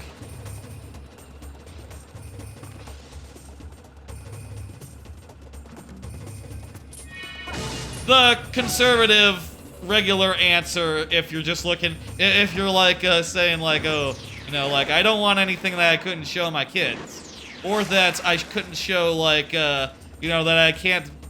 if you don't want something that you... If you want something that you can discuss in polite company, I would say, like, oh, then the answer is Delicious in Dungeon. But I kind of think gushing just, really impresses with its characterization, with its, like, humor, with its, like, dialogue that's snappy and fun, and also, oh boy, they really do show you the character's nipples as they, you know, do their magical girl transformation, and that is weird, but, and like, it's all about, like, BDSM, sort of. BDSM magical girls, that's like the high-level pitch of gushing over magical girls. The main character, she becomes a villainess, and it turns out she would really like to do, you know, all sorts of kinky BDSM type business to the magical girls, and she is way into it, and that is kind of very endearing. Very good facial expressions, not just, you know, horny ones, but also regular ones. And it's cute, too. You know, in addition to being, like, perverts. It's the whole package. It's multiple packages.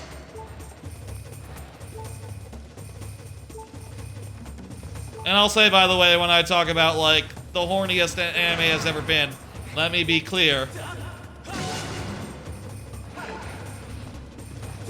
I wouldn't say this is as good as 100 Girlfriends. I just don't. This is like an order of magnitude hornier, you know? Like 100 Girlfriends is like basically anime normal compared to gushing, which is beyond even the likes of Sugumomo, you know? It's beyond Sugumomo. There's a lot of other great stuff this season, I'll say as well.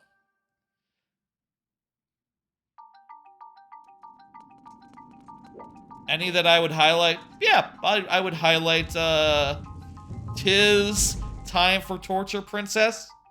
That one's really fucking good. Really enjoying the hell out of that. It's a one-joke show, but the joke is extremely good. The joke is that there is this princess. She is captured. She's in, like, the demon castle.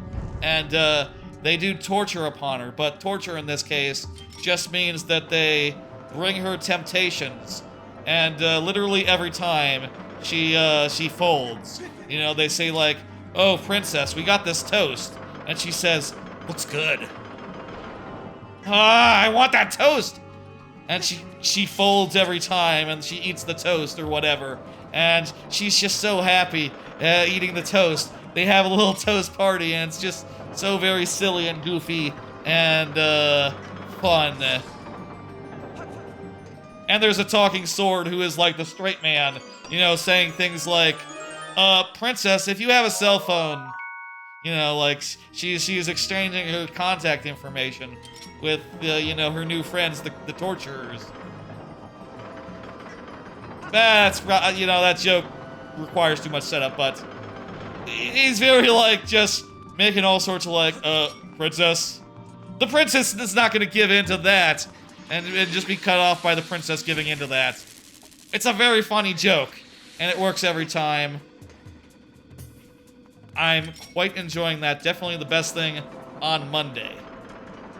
Which, you know, I'll say, like, I only have 2 shows on Monday now, so it's not, like, the most competitive day. But I do feel like if you can, for sure, be the best thing on your day, that helps a lot for me to remember it and to, you know, think fondly of it.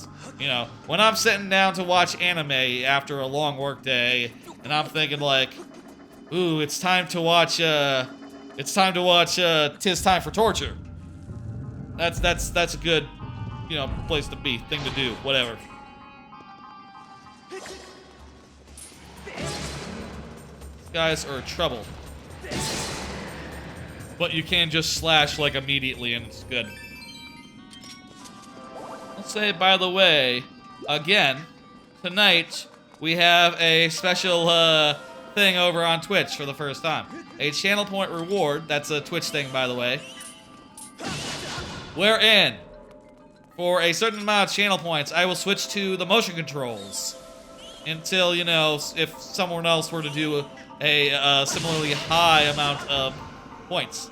Not sure if anyone has that much points over on the Twitch side, but, you know, it's, if you do, you can make me do a thing. We'll do it this way, where it's permanent, unless someone were to do another channel point and channel point redemption. And we'll do it this way until I regret it, let's say. If we switch the motion controls and I'm like, oh, this is like a lot more punishing than I thought it would be. In that case, next time we'll probably change it to be 30 minutes or something, but until I come to regret it, I will keep that incentive on.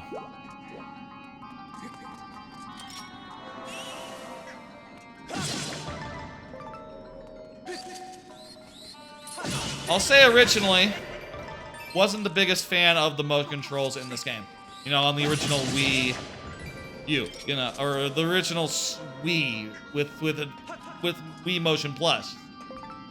I always thought it was finicky.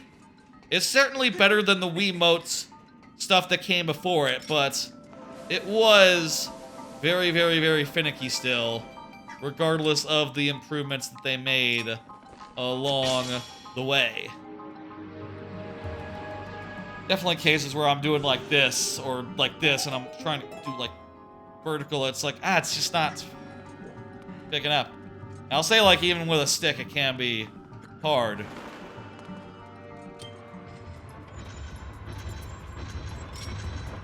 Ugh. We gotta blow this, this, what the fuck? What are these guys called?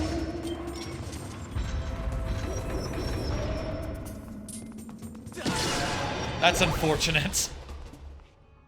I know, I'm being silly.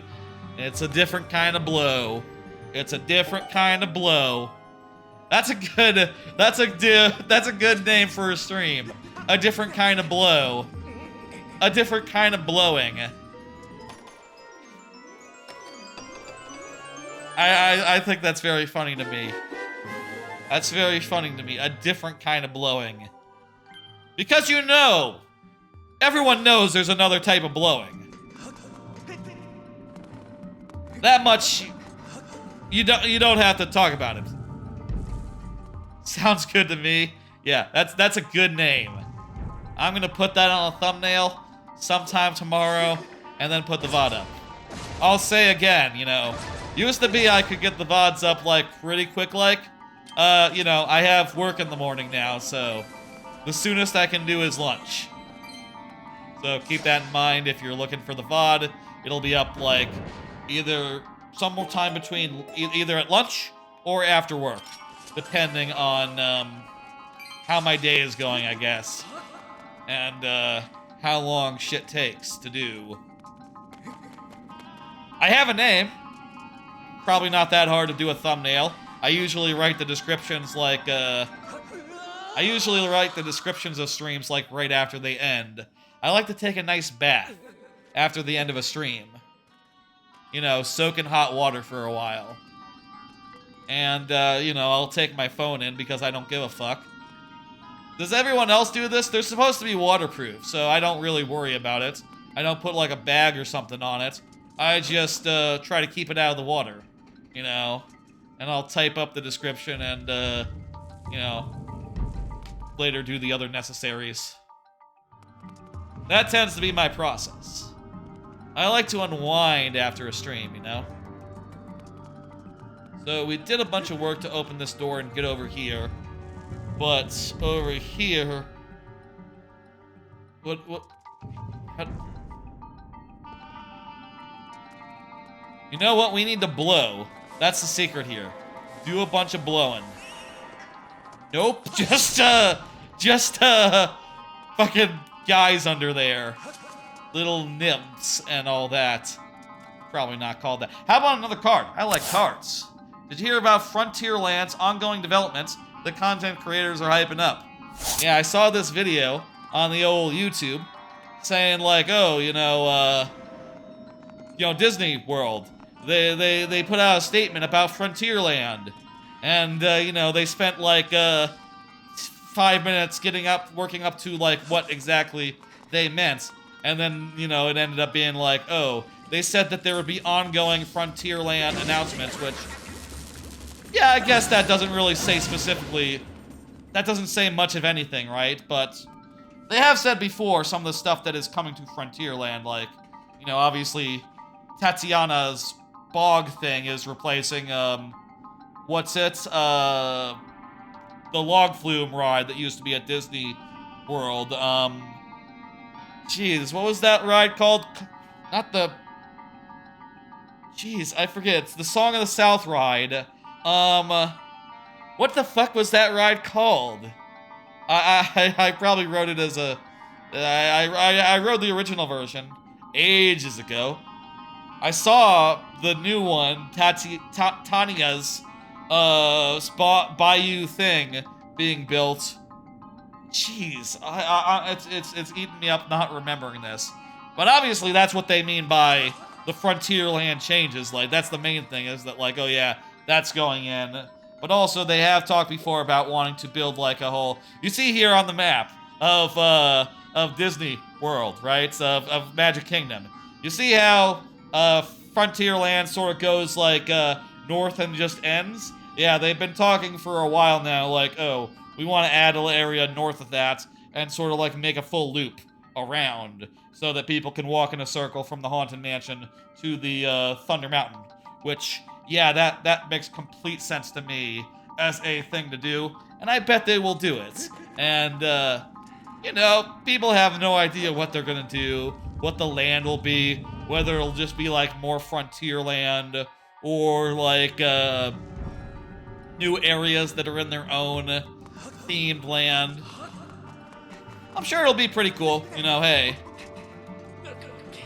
It's cool that they have like huge plots of land like right outside the Magic Kingdom that is just very appropriate for this.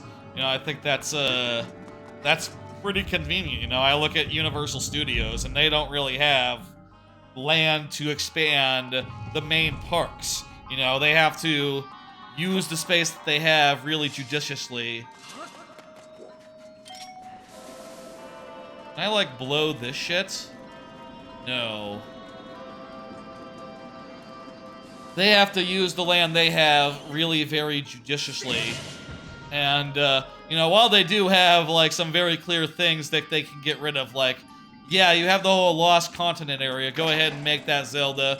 You have the whole, like, you know, I'm not going to say this is a good thing, but the Simpsons license is about to run out.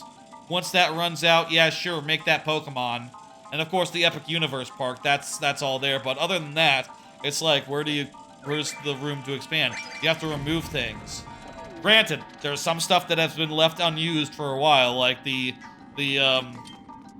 that soundstage for like the Blue Man Group right outside of Studios. That could be a ride. That could be an area. I really think they really should do something with that. I feel like I need to... Let's scout.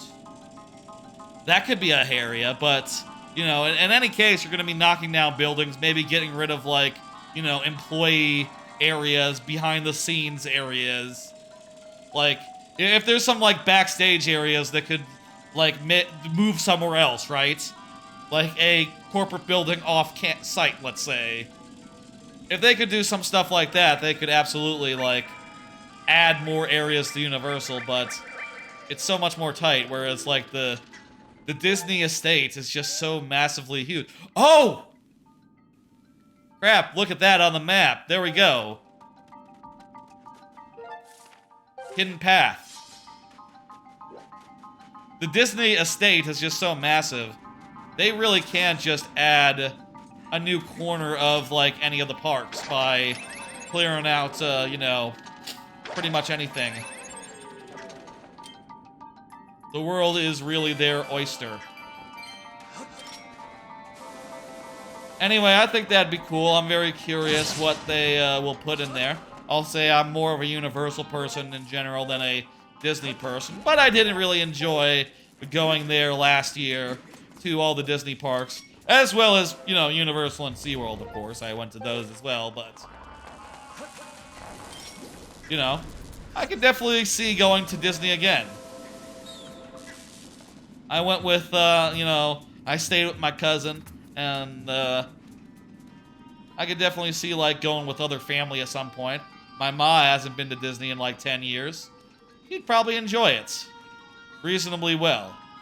My ma is like me. We're more into the Universal.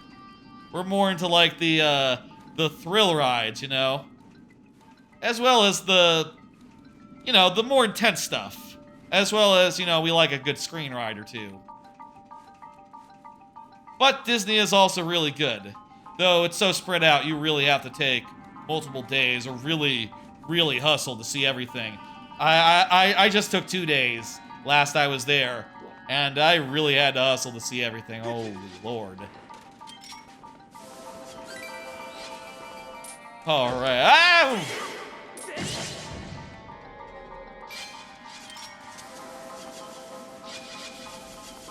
Gotta watch out for mice.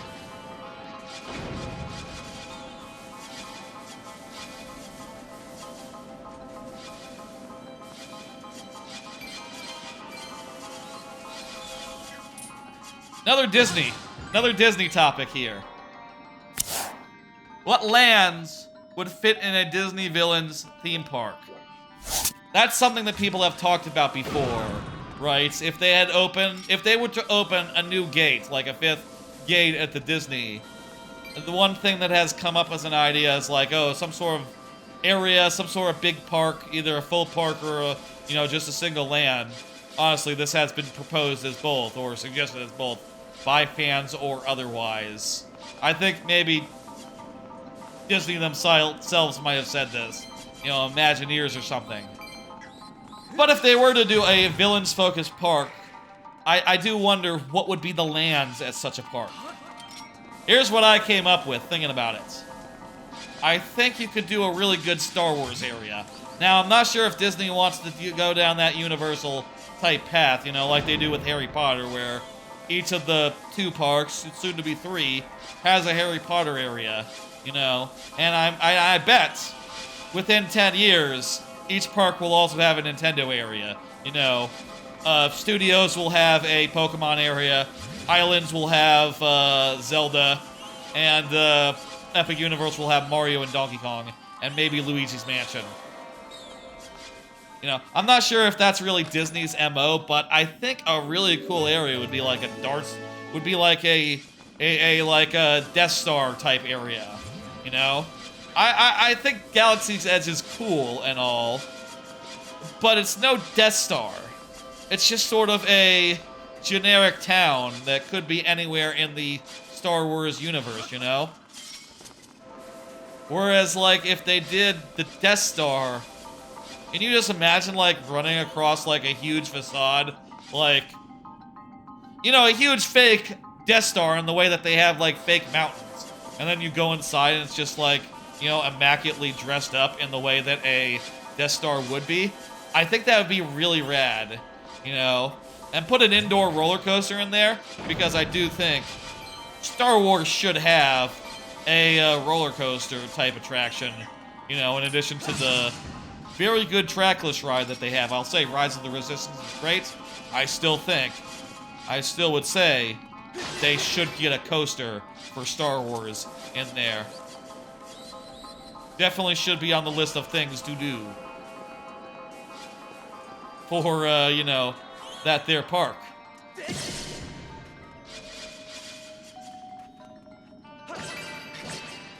Other ideas, I think you gotta have Halloween Town.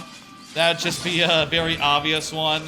You know, gives you a nice spooky area that is like spooky all the time, which I think is fun, even outside of like Halloween events. It's especially cool at Halloween, I bet. You know, to hang out in Halloween Town in Halloween time. But also when it's not, it's still cool. You know, I think about how Universal is going to be doing a Monsters Land as part of their next park, and that a Monsters area would be a Nightmare Before Christmas area would be, you know, pretty much lined up with that as far as where did I come in on this room? Do we exit over there or do we enter over here? Halloween Land would be pretty good. Other than that, I'm really not sure because most of the, like, Disney villains, I think of them as more of, like, one-offs. You know, I'm not sure that you would have, like, a... I saw one suggestion, just, like, looking through random YouTube videos, looking for people who have also discussed it, right? I found one suggestion that sounded good, which was like, oh, sort of like a seedy London type area. You know, like Cruella de Vil would live. That's not a bad idea, I guess. Like a dog factory. That's not a bad idea, though it does overlap a bit with, there's already a London area in Epcot, though. So, you know... Is that good enough? I guess if you go, like, hardcore into, like, the seedy alley nature, you know, maybe you could even get in a couple brands. I could see a Peter Pan area, like a Pirates area. Actually, like, back that up. Pirates, just Pirates, not even Peter Pan, you know. Captain Hook would be, like, the main attraction there. And he'd just be, like, a cool dude. And, like, any other Disney pirates that there are. Pirates of the Caribbean. I guess they already kind of have a piracy-adjacent area. Imagine if they did a second Pirates of the Caribbean ride. Like...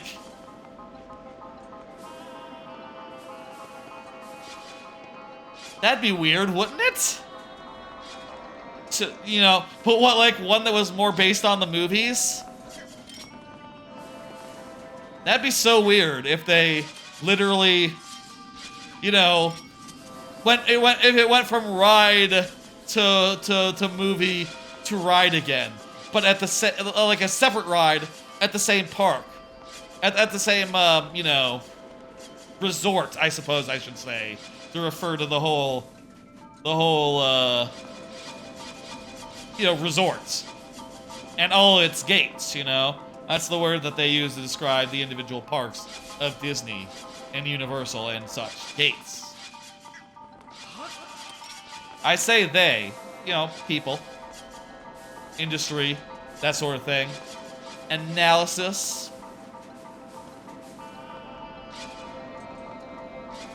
I would probably say park. I'm really not sure how we get up there. I don't think we're missing anything on the ground. There's not really any patches left that are big enough to hide, like, a switch. I don't think.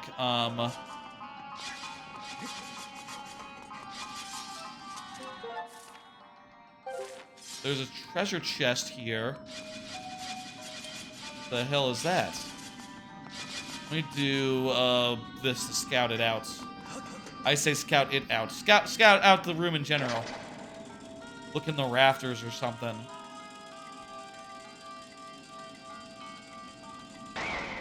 Could this be like a time situation where we need to turn forward the clock? Don't see anything of the sort here.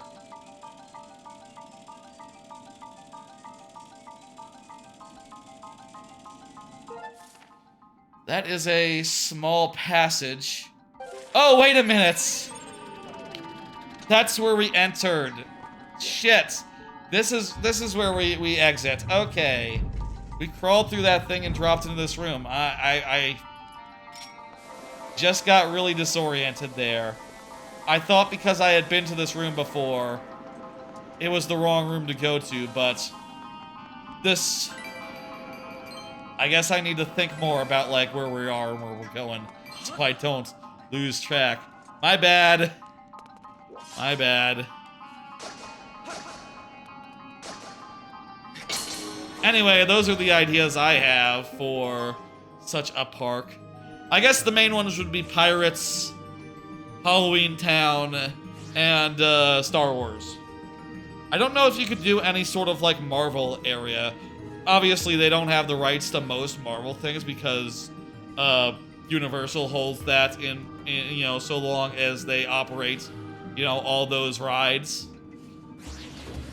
They would have to make some sort of killer deal, and I really don't think Universal will ever do that. I think Universal will hold on to that, you know, very, very, very tightly. And I think they'd be a fool to let go of it, you know. the Marvel rights. I would definitely, you know, even if they were to say like, oh, what if we let you keep Simpsons, but you have to give back Marvel? Marvel is more valuable than Simpsons. Definitely gonna, they would definitely never give away Marvel for the Simpsons.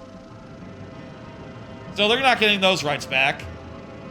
All they can do is do stuff that doesn't already have like a thing at the park, which I guess would mean like what would it mean?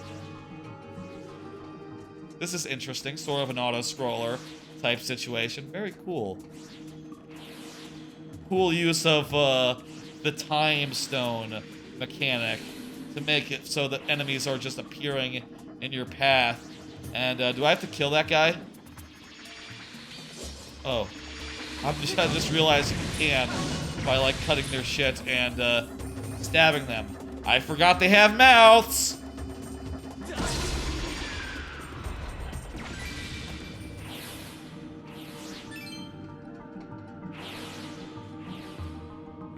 So I don't think you could do like an area. The only thing they can work with is Guardians, because Guardians didn't exist at the time that they did the Universal Park. There's no ride at Universal that represents the Guardians as a result, and as thus, Guardians is free to use in Disney parks. But Guardians does not have like that interesting of villains. Like you wouldn't put Alter Earth from Guardians of the Galaxy Volume 3 into the parks, you know? You wouldn't do that. That's not a land. At least I don't think it is. I guess, you know, Universal is going to have a Fantastic Beasts land, despite those movies sucking and being terrible and no one liking them. So maybe it is a land. I don't know. But I would bet not. And I would also say, like, I don't think... I'm not sure if Thanos is, like, included in the Marvel arrangements. You know, I'm not sure if that falls under the Avengers, or if you can make the argument, like, no. Thanos is his own dude. He was in his own stuff, fighting, you know, whoever, everyone, you know, Marvel characters in general. I'm not sure you can make the argument that he doesn't belong to the Avengers and as such isn't covered by existing deal, but even then, I don't think that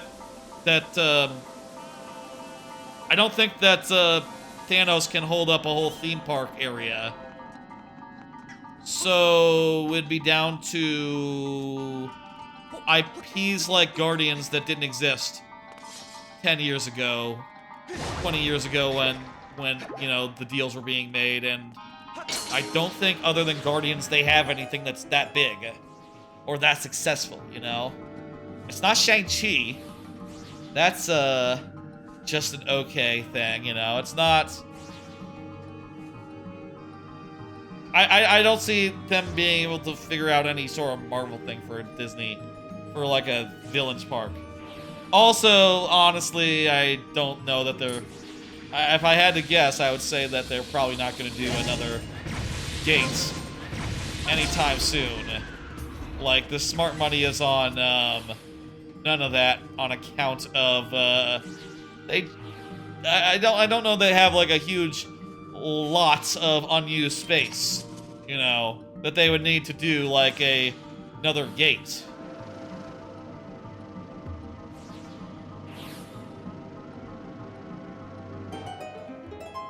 You would think that they would, because that's a massive estate, but a lot of it is swamp, and unusable swamp at that, you know.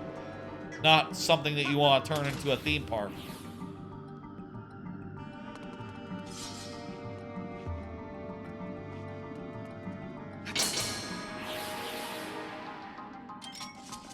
So we gotta go the other way back now, huh? Okay. I hope at the end of this we just get a thing that makes the whole room on, you know, non-stop. That'd be fun. Oh. Well, no, that's another cart, so I guess not. We'll get a cart and that'll allow us to finish this big room. Excellent. How are we going on time? It's been 2.5 hours? Cool. I think the pace is a little slower than last stream, but definitely still want to go a little farther than kind of want to go through this door. Want to go a little farther than this. A little farther than this dungeon. Definitely gonna go past that, find out what's happening with Zelda, and also go to the big dude, you know? The big dude who we will be seeing a lot of throughout the rest of this game.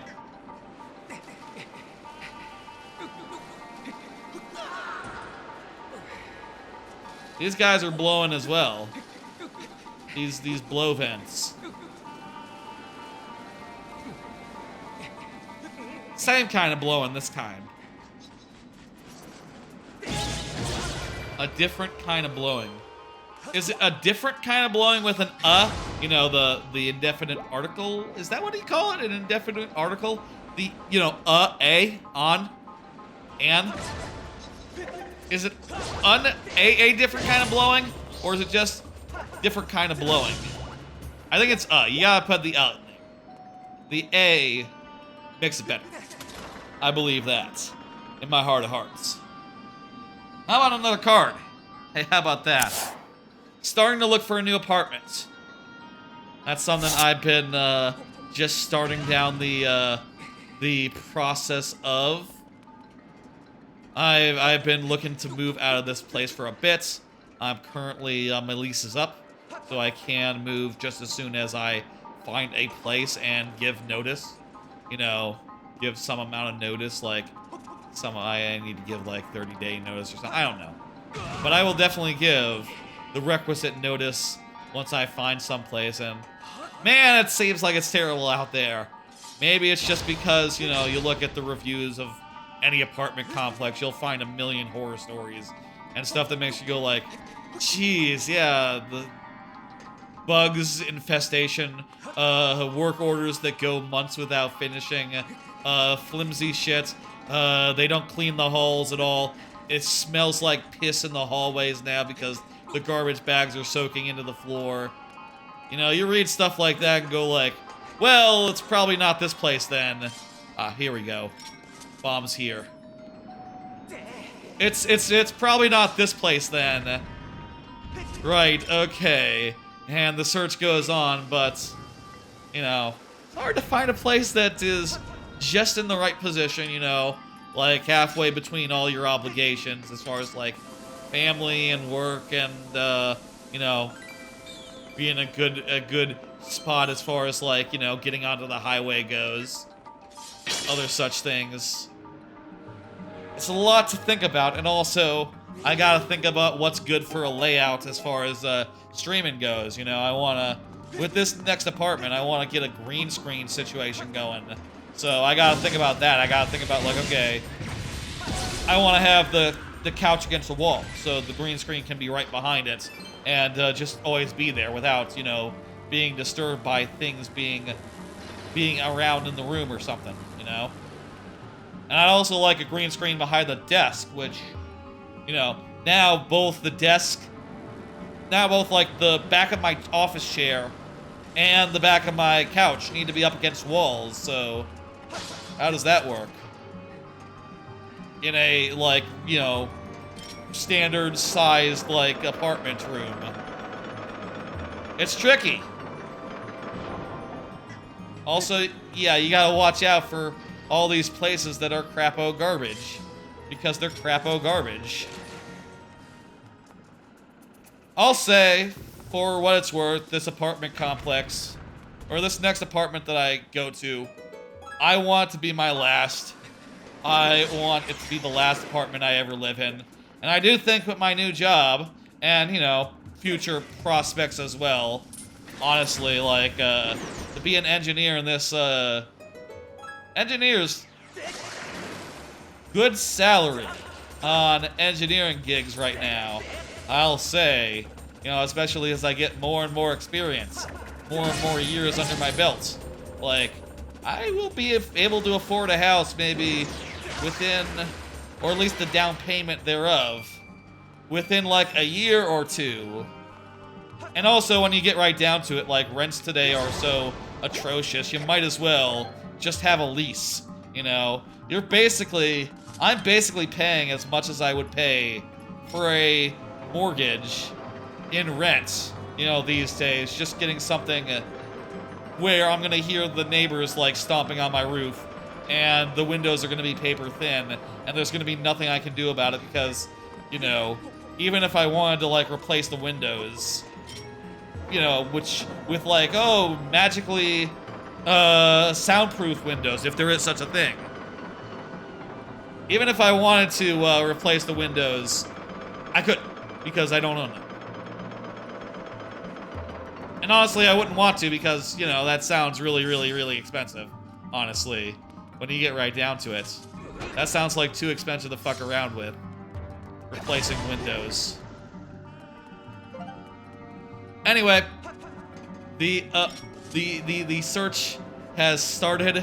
I have started, like, mostly looking at floor plans and thinking, like, okay, so my furniture is this much, currently on a place with this square footage.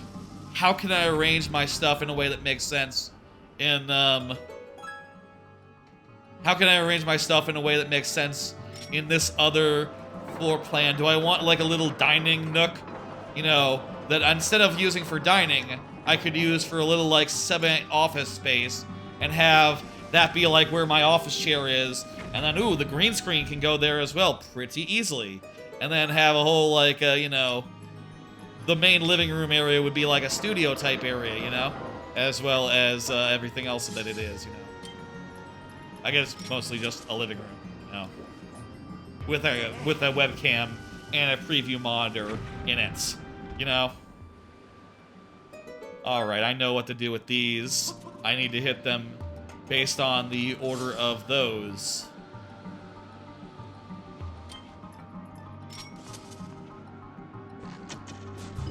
1, 2, 3. The 3 was in the middle, right? Perfect. Lovely. Anyway, I haven't actually visited any places yet. I honestly have not seen a place that I wanted to... I'll say I only started looking yesterday. So I could have gone after work, but I didn't because I didn't find a place that I wanted to actually look at then, which I found to be a very depressing notion. Very depressing notion. But I think I might have found somewhere where it might be okay to go look at, for, say, you know, tomorrow or Thursday, I don't know. Or over the week, I don't know. We'll see when I end up going, to look at places. I will say, expect some sort of interruption in streams while I move. That just goes without saying. Very obvious.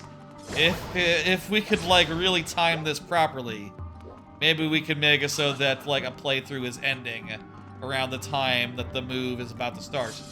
Maybe after I finish Zelda, I'll take a few weeks, like, you know, whatever time is before the move, just do variety streams on Monday until I'm in the new place and settle down. I don't know. I'll say, as far as playthroughs go, I do want to finish off the StarCraft 2, all the campaigns thereof. What door just opened?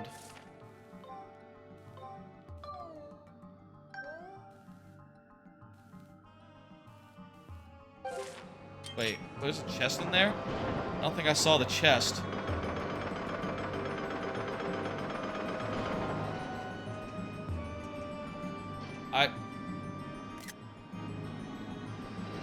Can I do a capture real fast?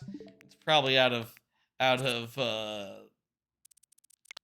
probably too long ago now to just see what it is that I just did. Yeah, no, that's ages. That's yeah, ages before.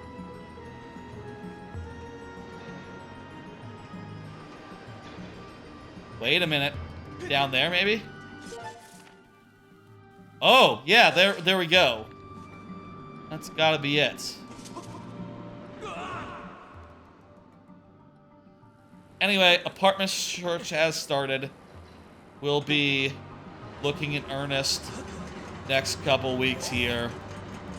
I'll say, like, you know, my new gig, which I'll say I'm not going to disclose the name of the company unless I were to, talk about the company or the product domain that they operate in which case I would be obligated to disclose my, conflicts of interest.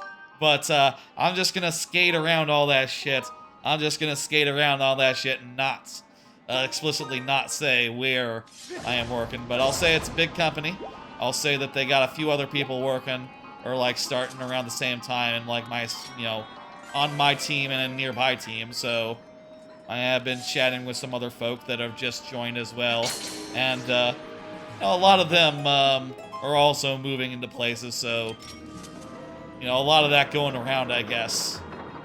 I was talking to my cousin the other day who, has a nice new opportunity, is moving, as a result of a new job, which, sounds like just the sort of job she's been looking for a while now, which I'm very happy for her, managing to get something she wants to stay with for multiple years in her industry, which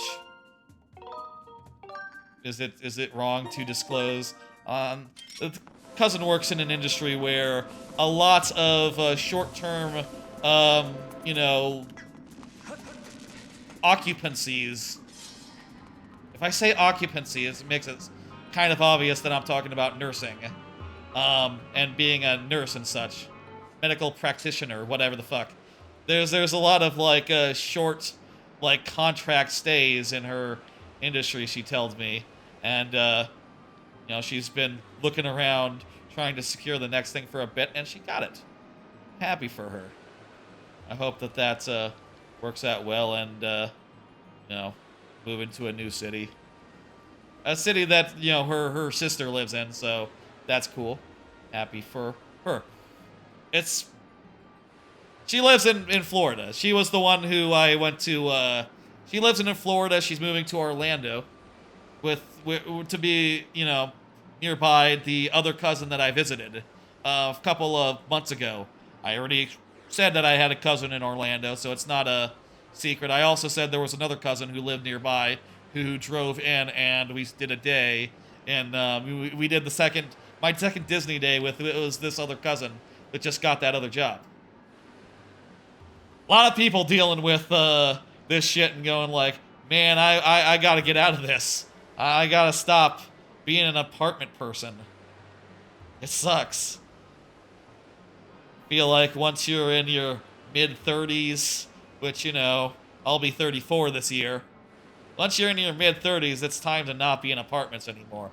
That's always what it's always what the things seem to be, growing up. But the economy was really shit, is really shit, still really shit, present tense. So that ended up being a hard thing to do. Anyway, I'm feeling positive about the future. I'm excited about things. There's a lot going on right now, but when I get all that shit figured out, it's gonna be good. Boss time. One more card, just really quick, because it's apartment related. Unless this is a cutscene and it's gonna go right into a battle. Oh, it's going right into the battle. Okay. We'll do it after. We'll do it after.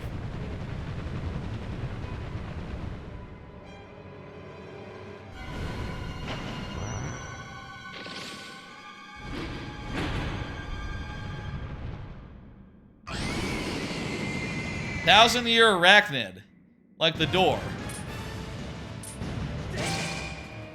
You know what? This boss battle doesn't seem that hard. Just gotta, like, slash in the right direction. Like, just on its surface seems a lot more predictable than the first one, where you had to like juke it. You had to go like, oh, I'm putting my sword one way, but actually swinging the other way. Mind games, weird. Probably the only time where you've had to like counter an enemy in a video game by, like, fainting and doing, like, and dealing with the fact, like, oh, they can predict your move if you make it obvious you're about to swing to the left. Which, I don't think that's how swinging a sword works. I don't think people go like, oh, I swing to the left and not the right. And it's like, what? I'm gonna hold my sword like this. And then go like, yeah! Swing vertically instead. It's like, that motion just don't make sense. Unless you're, like, really abnormally gifted with, like, you know, moving a sword fluidly in the way that the eye cannot quite follow. I guess that is, like, a type of like, swordsman. Like sort of a swords dancer, you know? Like the guy from Bravos, from, Game of Thrones. Oh, I need to blow. It's time to blow. I need to stab him in the eye. Stab him in the eye. Probably need to grab, like, a heart. Oh, and remember, I do have a potion. I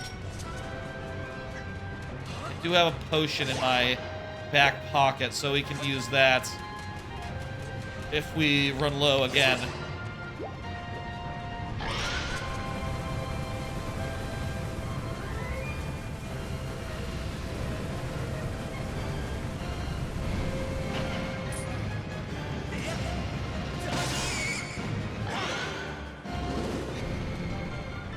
Okay.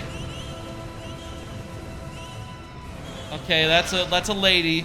That's a lady scorpion. And it's the one that's been laying all these eggs. Those are its young. Baby 1,000-year arachnids. 2-day arachnids. 1-day arachnid, I suppose. 10-second arachnids. They don't last very long. In this dungeon, at least. We did it! That was an alright boss fight. I'd say of the 3 so far, it's like the most... It's like the least remarkable, you know? Like, I felt like the big boulder guy was kind of scary. And was a whole thing to figure out. And the first boss with the sword guy. The guy who is secretly... You know, spoilers. Secretly a sword. I think he's a sword. He's like feet. Same concept. That one is probably like the most memorable boss fight in this game. Even more than the final boss fight. Ooh, you know what? I just remembered. Obviously, there's the big guy that you fight 3 times, which, hey, we're about to go meet. Well, that was a mining facility. Well, we're not out of it yet. We're, you know... Hey, one last card about apartments real fast. You've seen their apartment reviews they have now? I'll say I'm a little frustrated sometimes looking through the list of reviews. You know, obviously, it's always like 100 5-star reviews and then like 10, you know, more than any other number, 1-star reviews that are all like, oh, geez, there's cockroaches, the fire alarms won't stop going off, there's nearby noise, which is terrible, you know, so many deal breakers in every single one. But also you read some of the 5-star reviews and they just come off as so, like, fucking fake. Like, the one that really gets me and the one I really want to, like, shout out as being, like, terrible is the reviews that go something like, I visited the place, it seems quite nice. I looked around and the realtor was really nice to me. It's like, what are you doing? You can't review a place like that. You haven't lived here yet. How can you review a place you haven't lived? Get that number out of here. And let alone a 5-star review. Would you move here? Have you decided to move here? If you didn't decide to move here, how is it a 5-star place? I think the only 5-star... I really think the only 5-star apartment would be an apartment that you would be happy to live in with, you know, even if money was not a thing, you know, or otherwise was so, like, nice and generous and such where you're comfortable and happy and, like, you know, content. Certainly not one that you haven't even moved into yet, and probably won't move into. That is right out. Makes me wonder, like, okay, does this person not understand the concept of reviews? Or is this person just a, you know, the friends of the realtor? Friends of employees? Shit like that. You know, is that what's happening? And these are fake reviews. In either case, it annoys me. Honestly, it makes me want to go to these places and leave reviews to the extent of like, 3 stars, I wouldn't live here, but you could. I don't know. That'd be a very funny review to leave on an apartment. I wouldn't live here, but I think someone could. And that's about what a 3-star review would be. Like, yeah, probably good for some people, I don't know. There's not really a good, like, use of the full scale. With an apartment, it's either thumbs up, thumbs down. Honestly, there's probably room for like 2 thumbs up. And you know, that should be something you could only give to a place where you wouldn't want to leave. The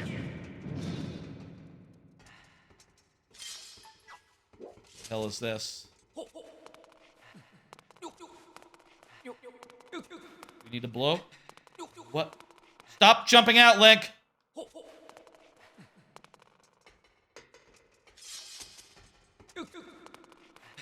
What the hell? I can't stay in this minecart. I am not. Look. He will not stay put in this fucking minecart.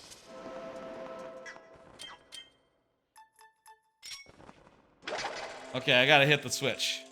That's it. Anyway, those reviews really bug me. I wonder if they do any pruning also. I wonder if the apartment complexes go like, oh, you know, anyone who comes and leaves a 3-star without living there, get that dismissed. But those who leave 5 stars, gotta keep them. Gotta keep them. I tell you, I am very tempted to like start leaving 3-star reviews on places that I wouldn't live. 2-star, you know, 4-star, whatever. This place seems really great, but I just don't know if I'm ready to commit to it. 4 stars. It seems really great, but the layoffs are just not quite right for my light scenarios. I would live here if they had, you know, the right layout for me. 4 stars. I wonder if you ever started leaving reviews like that, if they would take actions to get them dismissed. Seems quite possible. If they did, I would try to do like the reverse and try to get the ones that were 5 stars also dismissed. Because that annoys me. You know, those ones. Hey, it's Zelda! We're finally here with Zelda. Finally gonna find out. Okay.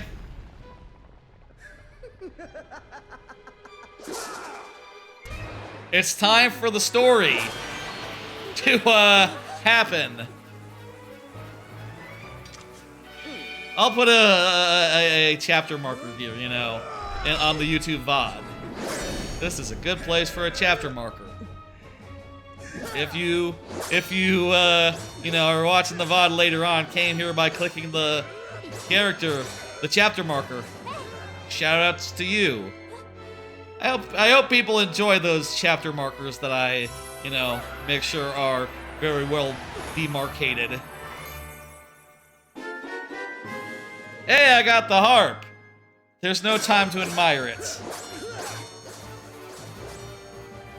So should I play this or what? Will this get rid of this barrier that he's set up? So that was a barrier that's... Wait, whose barrier was that? That was Sword Guy's... That was Giram's... Okay, we have time to make a decision here. I think the first barrier was his barrier, and the other barrier was Zelda's barrier. Am I late? I'm gonna say that because I'm gonna be a little bit... She was really rude to us last time. Saying we were behind schedule. Ironically, last time we were we got through the dungeon a lot faster. Like, it's nearly 3 hours in this time. Last time, we finished the dungeon and also a whole exploration area in, like, 2 hours flat. This time, we finished, like, a dungeon and an exploration area in, like, 2.5. And the exploration area was half done to begin with, so, you know. Okay, it's not goodbye. See you later. I'm assuming this is a good place for a timestamp. It might just be short story time. I'm not sure if we go directly to...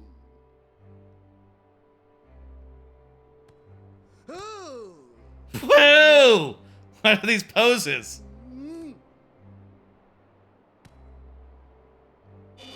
I do like how, in this game, they put in a JoJo's Bizarre Adventure character in there. Like from the later day ones where, you know, they're all svelte and have the bodies of models. You know, in addition to posing, you know, ridiculously all the time. Because Araki's into that sort of, you know, fashion scene, you know? He's into, like, I assume that he watches a lot of, like, runway fashion shows and stuff where they do, like, the walk down the catwalk or whatever. Okay, so that's Zelda was there. Hey, buddy, door's open now. If only Giram has gotten here sooner, we could have just skipped doing the dungeon entirely.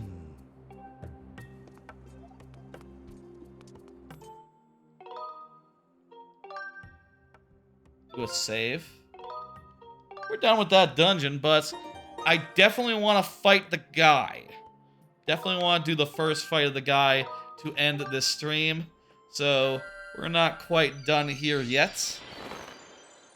I do like a good 3-hour stream. Like, that's not that short, but also not exceedingly long on a work night.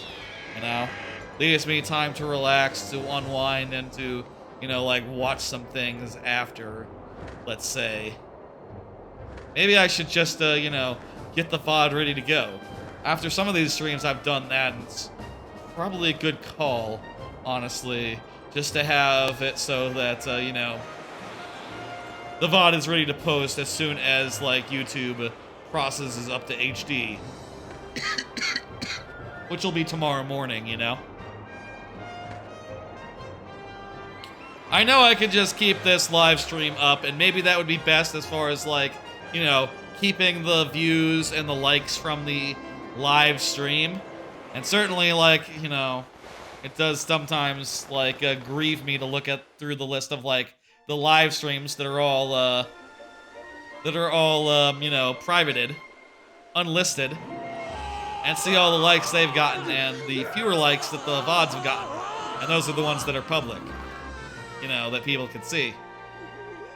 But also, I don't like how YouTube does it where there's a different page for live archives versus VODs. I would really like it if that was more unified, and also if it was easier to edit them. Like, or just replace it with a local recording after it's all done, while keeping the views and the likes and stuff. I figured the right way to do it is to delete and re-upload, so that's what I do. Even if it's, even if it hurts me to see likes and stuff and views be, you know, on unlisted videos that people can't see. Watch VODs too, people. You know. I think VODs are good too. Groose is here. Groose is a cool dude. You know what? I've said before. I think Groose, hell of a character. I love how he's like the only guy from the sky to come down. He has all the right reactions to seeing ground people for the first time. You know, like Gorons and the Earth. I have been doing that, yes. I didn't even pass through town this time. What's with all these trees? There's so many. Jesus, he sounds like Charlie from Always Sunny in Philadelphia. Trees everywhere, trees. That thing, you know, when they brought Charlie outside of Philadelphia for the first time in his life. Forests, they're yeah, trees everywhere, trees. That's what they are. Yeah, we're below the clouds, that's correct.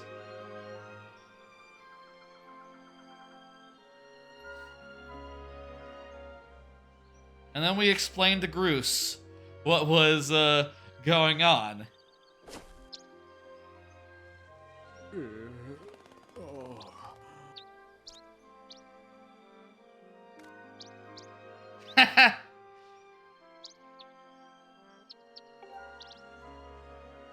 Groose is one of the better parts of the game, I think. Zelda is somewhere. We can't douse for her because she's not in this world anymore. I don't, you know, she's safe though. She's not like, Geez, I was about to say like, you know, Tears of the Kingdom type spoilers, but one thing I didn't notice playing Tears of the Kingdom is that some of the plot points, like specifically the ones from the very opening, right, that you realize like after leaving the tutorial island. The fate of Zelda, at least the first part of it, is exactly the same as Skyward Sword. Now, it's a little different eventually. They don't do the coolest part of Tears of the Kingdom in this one because, you know, they just have her doing stuff in the past. Just doing, like, adventuring and stuff.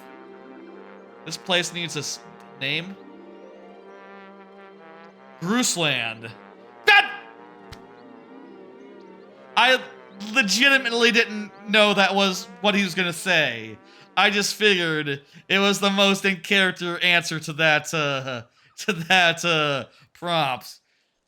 I could write this. That's something my dad says sometimes, and I think it's always annoying because, like, yeah, you could write it, but the fact that you're like so in tune with the material, that just means it's like in sync with you. That means you're picking up its vibes and putting out the same. You know, it's actually a good thing when you can predict what they're gonna say. Grooseland, yeah. We're not calling it that. It already has a name. People live here. It's called Hylia, I think. Right? It'd be so... Imagine... Would people be pissed? Would people be angry if you just, like, switched perspectives here and it was like Metal Gear Solid 2, you playing as Groose from here on out? It would be funny at least as a gag. Like, just do that for 2 seconds. Let the player, like, move Groose around for a second, then Link, like, puts a hand on the shoulder and, like, shakes the head, and the camera goes back to him. In a like comedy version of this, that would be what you do. But you know, hey, that's maybe a little bit too much of a gag for this game. You know, it doesn't really do gag so much as just some funny writing and some goofy poses. You know, Groose also big on the poses. I think this whole segment will just be called, like, Zelda, Groose, and the Big Boy, or something like that. I don't feel the need to differentiate those 3 bits. They're just all part of story time and, you know, the plot going in places. Here's a card. There was some scary cold weather, but mostly just rain. Yeah, so this weekend there was some, like, freezing rain and snow forecasted for Sunday, but the thing was the temperatures never went below freezing, so the next morning it was all gone, and there was really nothing to fear other than like, oh yeah, it's just wet and cold outside. That kind of sucks. Really, I shouldn't have like worried at all It was always going to be smaller than last week. Last week's snow situation. Shit, so 1 second. I got a plug right here. Where is that? Yep. Here it is. It was always going to be less of a deal than last week's snow situation.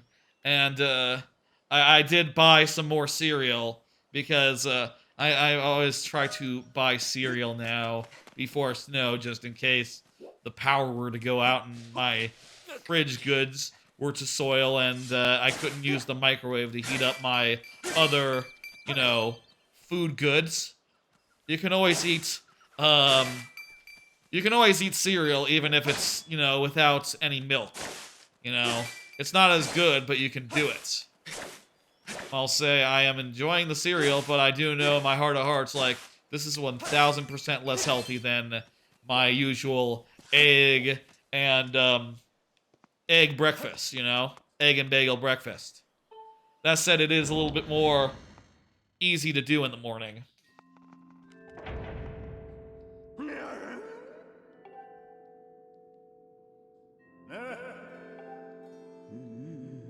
Spirit mating.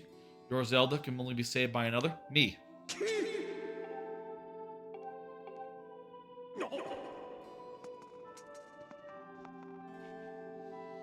Well, I'll say I still have a lot of cards in my my thing. I think I'll only pull like 1 or 2 more. Maybe save the rest for Friday's stream. Let me see. How many do I have right now? Like a couple. I can probably pull them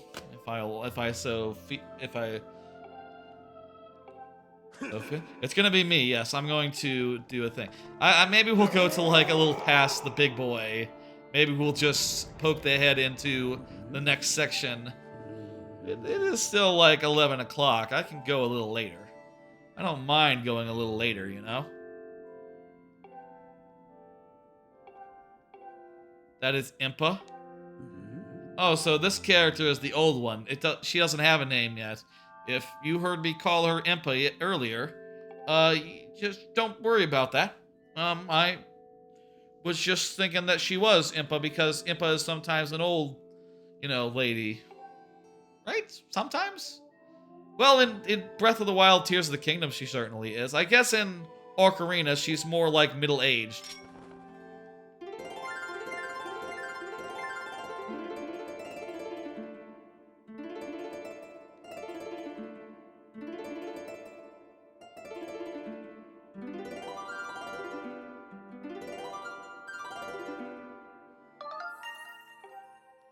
Okay, I'm bad at rhythm, so that's not great.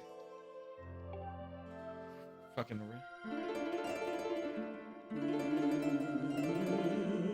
So can I just do like left, right, fully every time it hits the center or the middle? Yeah, kinda.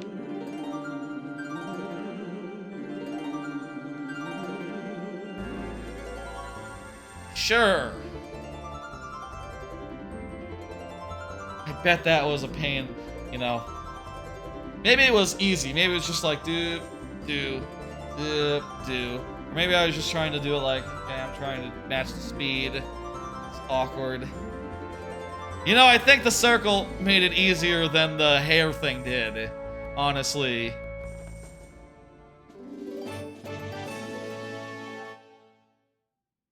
I'll say that's probably the worst version of music playing that's been in a Zelda game. Just literally like left, right, left, right, left, right in rhythm.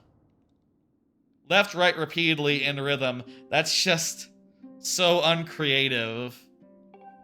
And so nothing. It's not even a melody. It's not even a tune. It's just...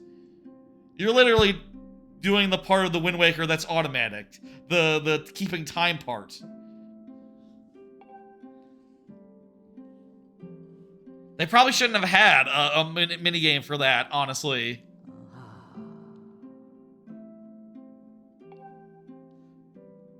feel like I'm nitpicking. This is the Wii era. You know, they had mini games for everything during the Wii era.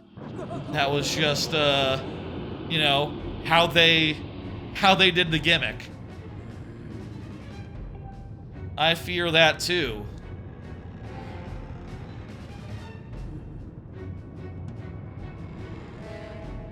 Let's hurry to the bottom of the pit outside. But first, another card. Hey, there's a lot going on right now. Like I said up top early on, I explained all that stuff about, you know, just started a new job, looking for an apartment, buying stuff, gonna pre-order a laptop next week. There's a lot going on right now, but, you know, this fall, I'm excited to probably go to Japan. That's my plan, is to take maybe 2 weeks off, going to Japan and doing a whole bunch of, you know, tourism type things. I'll, of course, be revisiting a lot of the stuff that I did 2 years ago. 3 years ago? 4 years ago? Shit, it was pre-pandemic, so like 5 years ago now. Jeez, time flies. Definitely will redo a lot of the stuff I visited 5 years ago.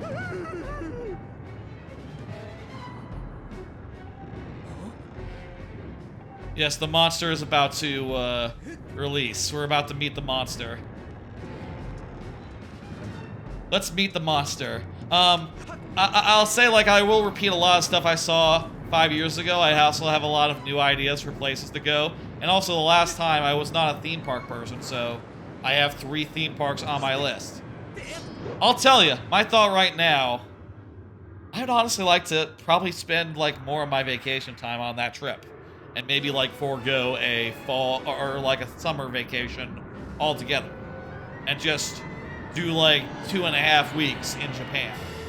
Maybe, like, 18 days? I could go up to 20. 20 is nearly 3 weeks, so that's probably a little bit. You might as well just do 3 weeks on the dot if you're doing 20. I guess it also depends on, like, what is efficient to get as far as, like, days off goes.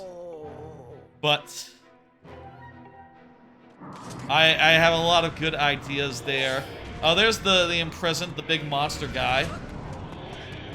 I have a lot of thoughts about that, and I'll say, you know, right now, again, lots going on.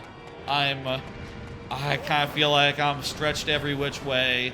I'm stretched thin, feeling busy, feeling like I don't have time to even, like, you know, I haven't done any clipping for, like, a few days, regularly recently, and I probably should if I want to, you know, continue doing that, which I do.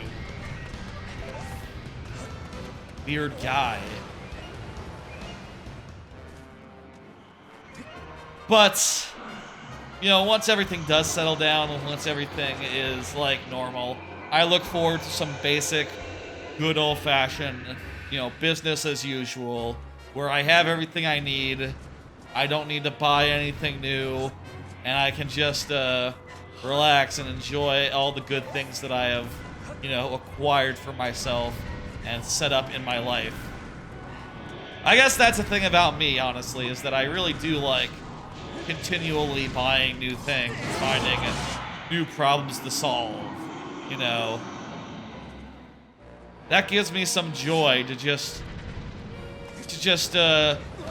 figure out a problem that I can solve with a product that is, you know, weird or obscure, you know, something that I can, that I realize is like, oh, you know, this is something I don't have to just deal with. I can just buy a new product for it.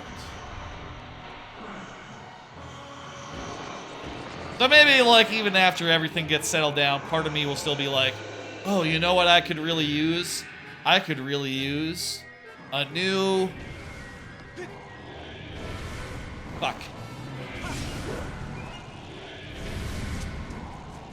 Honestly, I'm not sure what it would be that I could use right now. I think I'm honestly pretty good with just about everything other than, you know, stuff for the new job, stuff for, like, life in general. Oh, this is awkward. There's no more high ground, so... We gotta make him fall down.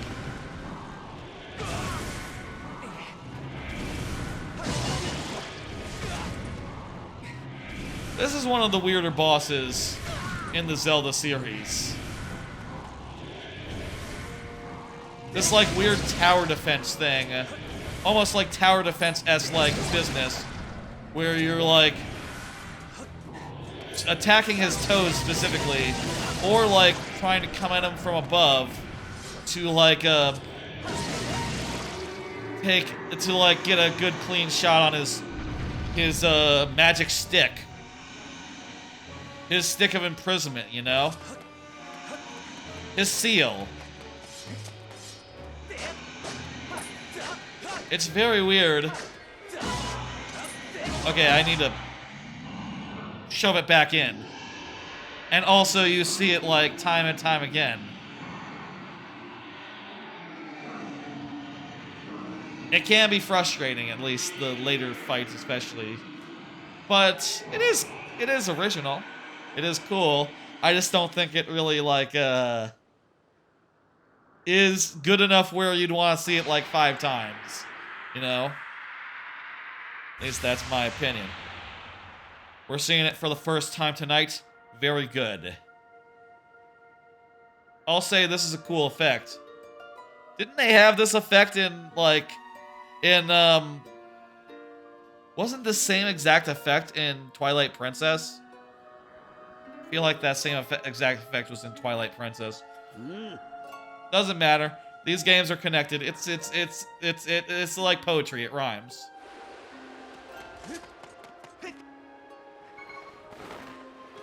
Skyward Strike. Let's go. You know what? Maybe we'll separate the Groose and Zelda bits from the big boss battle. Oh my god. Just because this is a very distinct part. Maybe people like to see like the big boss fight against the big imprisoned guy first time. That pose, that. I guess that's, in theory, what we were supposed to be doing when we were doing, like, those motions.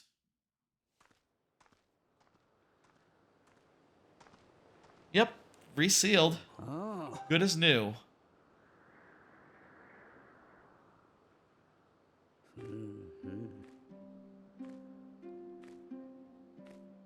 Anyway, I spent that whole fight talking about Japan and how I'd like to go there. That is something that I am looking forward to being able to think about in the coming months. It's not close enough where it could be like an April trip or nothing. Like, nope. Gotta be like October or September. Somewhere in there. I'll say, if it's a longer trip, maybe then I could bit more justify like trying to do like a stream while in Japan. Like taking like 2 or 3 hours out of, say, Friday morning there, which would be like Friday evening here? Or would it be the other way around? Would it be a Saturday morning there is a Friday evening here? I'll figure that out. And maybe, if it makes sense, and I'm like awake for it, I could see like spending one of the mornings doing a quick stream if the Wi-Fi is amenable to that. And that'd be fun, you know, doing some viewer levels and talking about my trip as I go. I'm not sure like how much I would prepare. Maybe I would like at the very least put together like a slideshow to bring up of like, okay, here's some photos of me in Japan, and maybe show those between levels rather than the usual card situation. Because, you know, being in Japan, I would have a lot to say about Japan, and I could probably just frame it through photos rather than framing it through cards. Okay, we gotta use our Skyward Strike on the thing. No, you can't do it now. You gotta do the Sacred Trials, and then you gotta do the water thing, and then you gotta do the other thing. You gotta do the other thing that's kind of bad. You gotta do like a Elden stealth mission. You gotta do 3 more dungeons, and then you can use the thing. That's the setup for the rest of the game. Whatever. Suffice it to say, I'm really excited for that Japan trip. Part of me was sort of wanting to do, like, try sneaking in before I started work. But, even with a month before my start date, if the, you know, late December, I was not in the mood to do a trip then, so, you know. It didn't make sense, it didn't make sense. What are you gonna do? His theme is good. I like his music. Stay here, Groose. And like, set some stuff up. Ah, you sell yourself short, my friend. You'll see in time you have your own role to play. Yes, that's true. Groose is a cool dude.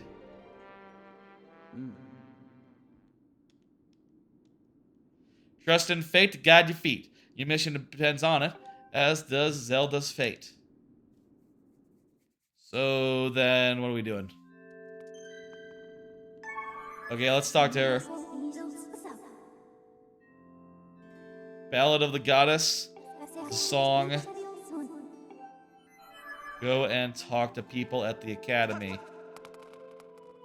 Well, we've gone for basically just over 3 hours as far as the live stream is concerned. We maybe just under 3 hours or just around there as far as the archive goes. So I think this is a pretty good time to call it. Let's Oh, I gotta do the thing. Wait, they use a whole button on the harp? Oh, that's a waste. A whole button on the harp. What do you say? It's a gossip stone. Okay, I guess now is the perfect time to introduce the hit system. After 3 whole dungeons worth of not having that. I mean, that's, you know, hey, that's how these games do it.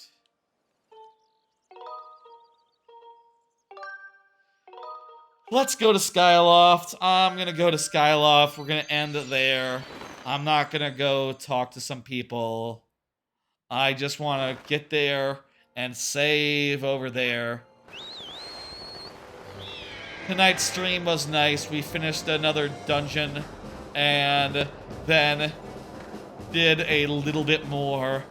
It was a little bit less than last stream, honestly. So this dungeon went a little bit slower than the last one, but that's fine. Whatever. They all can't be fast, I suppose, and you know, I do have my concerns going forward. Things might be slowing down, you know. We got trials to do now and other such things.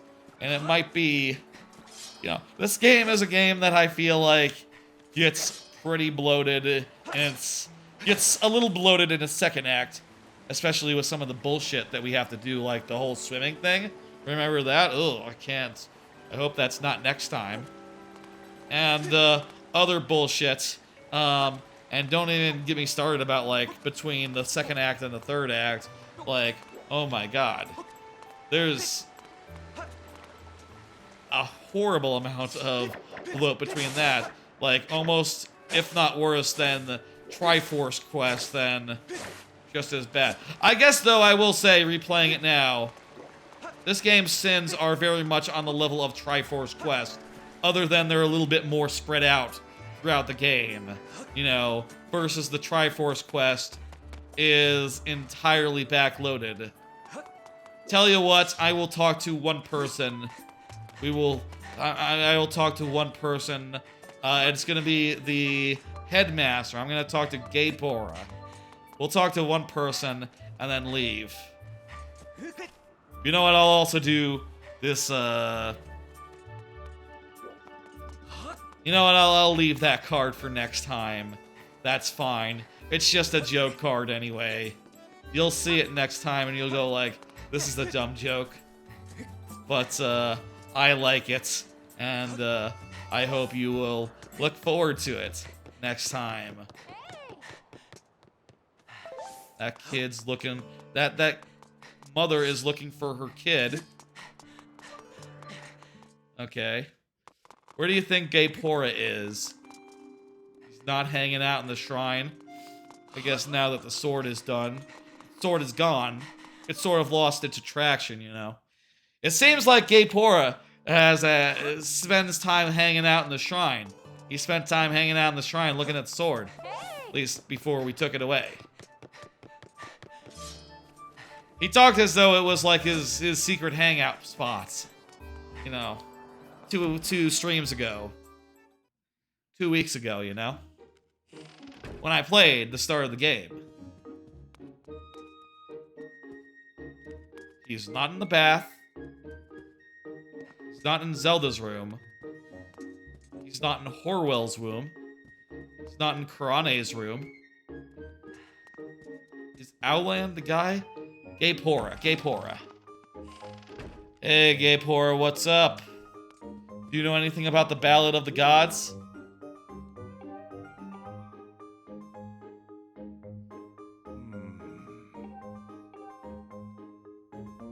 Song? Just lyrics. Just tell me the lyrics. O youth, guided by the servant of the goddess, unite earth and sky, bring light to the land. O you, show the two whirling sails the way to the light tower, and before you a path shall open, and a heavenly song you shall hear. The light tower mentioned the song is a real place. It's in the plaza. I don't know about the whirling sails, though.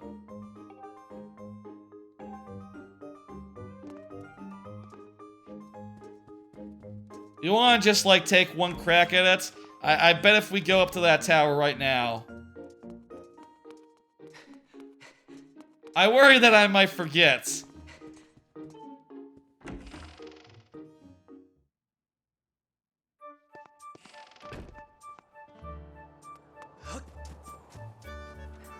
Real quick, let's run over there.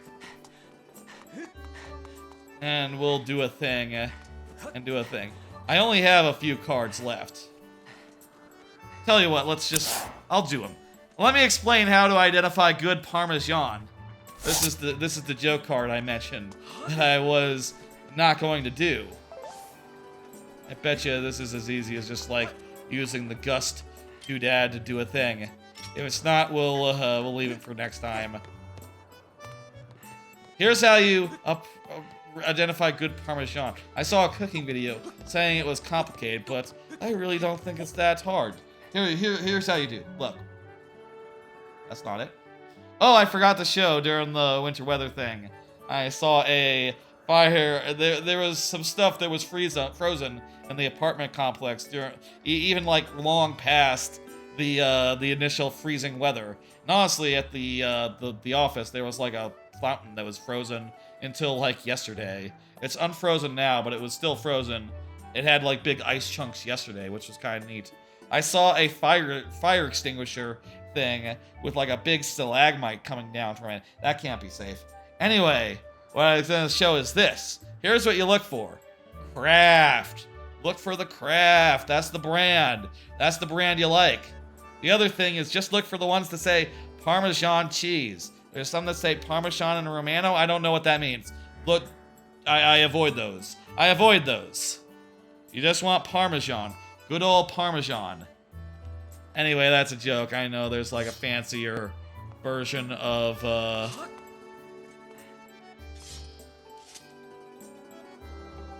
Oh, play the song.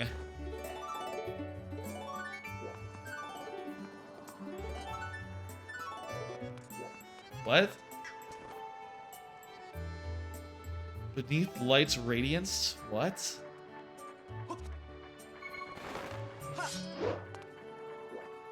Anyway, that's just, I'll say it's also true. I look for Parmesan. It just says it's Parmesan, and I eat it. I will say after I did post this to a Discord or two, I thought it was funny to do, and I realized that, well, actually I do have some Parmesan from HEB. That is their store brand. HEB is good though. I like HEB. Nothing wrong with HEB. And they put it in a big, they have like big ones available. This sound, the goddess song.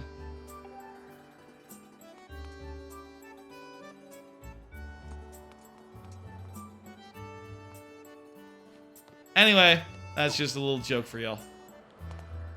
I'll probably do it again next time. These cards, I'll use both of them. I do not believe there is a human too good for Kraft macaroni and cheese. That's just a statement, and I think it's true. Kraft macaroni and cheese is good. Shells and cheese, even better.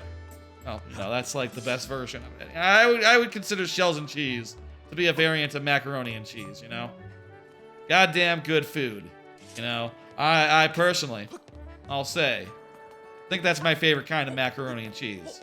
Even more than when they put breadcrumbs on it and other stuff. Like, nope, just like Kraft macaroni and cheese, covered in that good old cheese product, all that stuff, coated, all like noodly. Can't go wrong.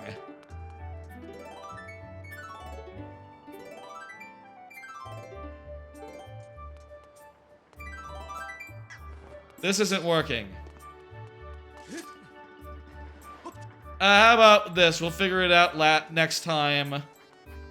One last card that I have here. Does everyone dislike Subway now?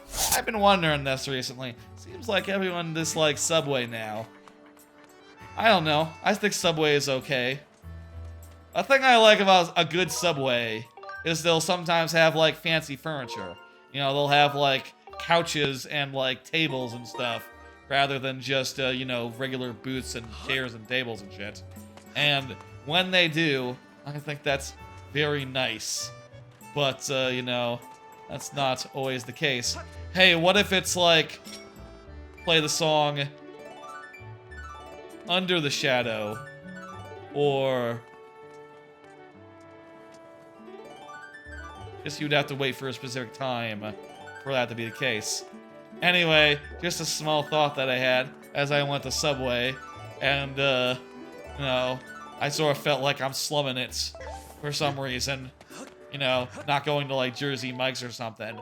I like to put cucumbers on a sandwich. I don't know if it's, like, an actually good thing to put on a sandwich, but they let you do it, and I like that about them. Okay, we'll figure that out tomorrow. Not tomorrow. We'll figure that out next Skyward Sword HD stream, which will be next Tuesday, as per the new schedule. The next stream will be on Friday. That'll be 6 p.m. for Mario Maker viewer levels, as per usual. That has been on that time slot for well over a year and a half now, and I have no intention of changing that. That's Friday viewer levels has been the case forever, and I am still able to do that. I work from home on Fridays, so it's very easy to roll off and get onto the stream at 6 p.m. sharp, more or less. Technical issues might sometimes make that hard. You know how it is. There's a guy flying over. Right there. Right there. Right there. I might do a Saturday stream, like a Saturday morning stream. I don't know what time, but thinking I might do that. I want to check out Golden Sun, and that'd be a fun thing to do for a stream. So maybe Saturday morning? Question mark? We'll see. I'll lock that in after Friday's stream if I'm feeling up to it. if it seems like a good idea. I definitely don't think I'll have a Saturday morning stream every week, but so long as I have an idea that's good, I might slip one in. Anyway, folks, that's gonna do it for tonight. Let me put in a raid real fast. Quick little raid here.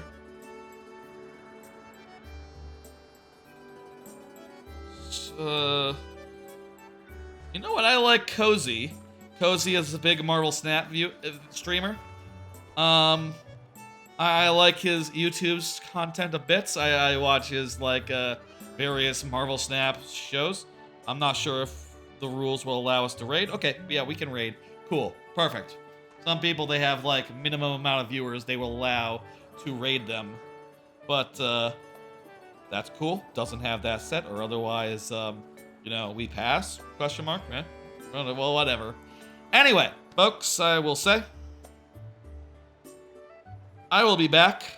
Let me open that stream. Also, there's drops on that stream, so hey, if you play Marvel Snap, you can get drops. Ooh, cool. Anyway, hey, I will be back with this next week at the same time, Tuesday from here on out.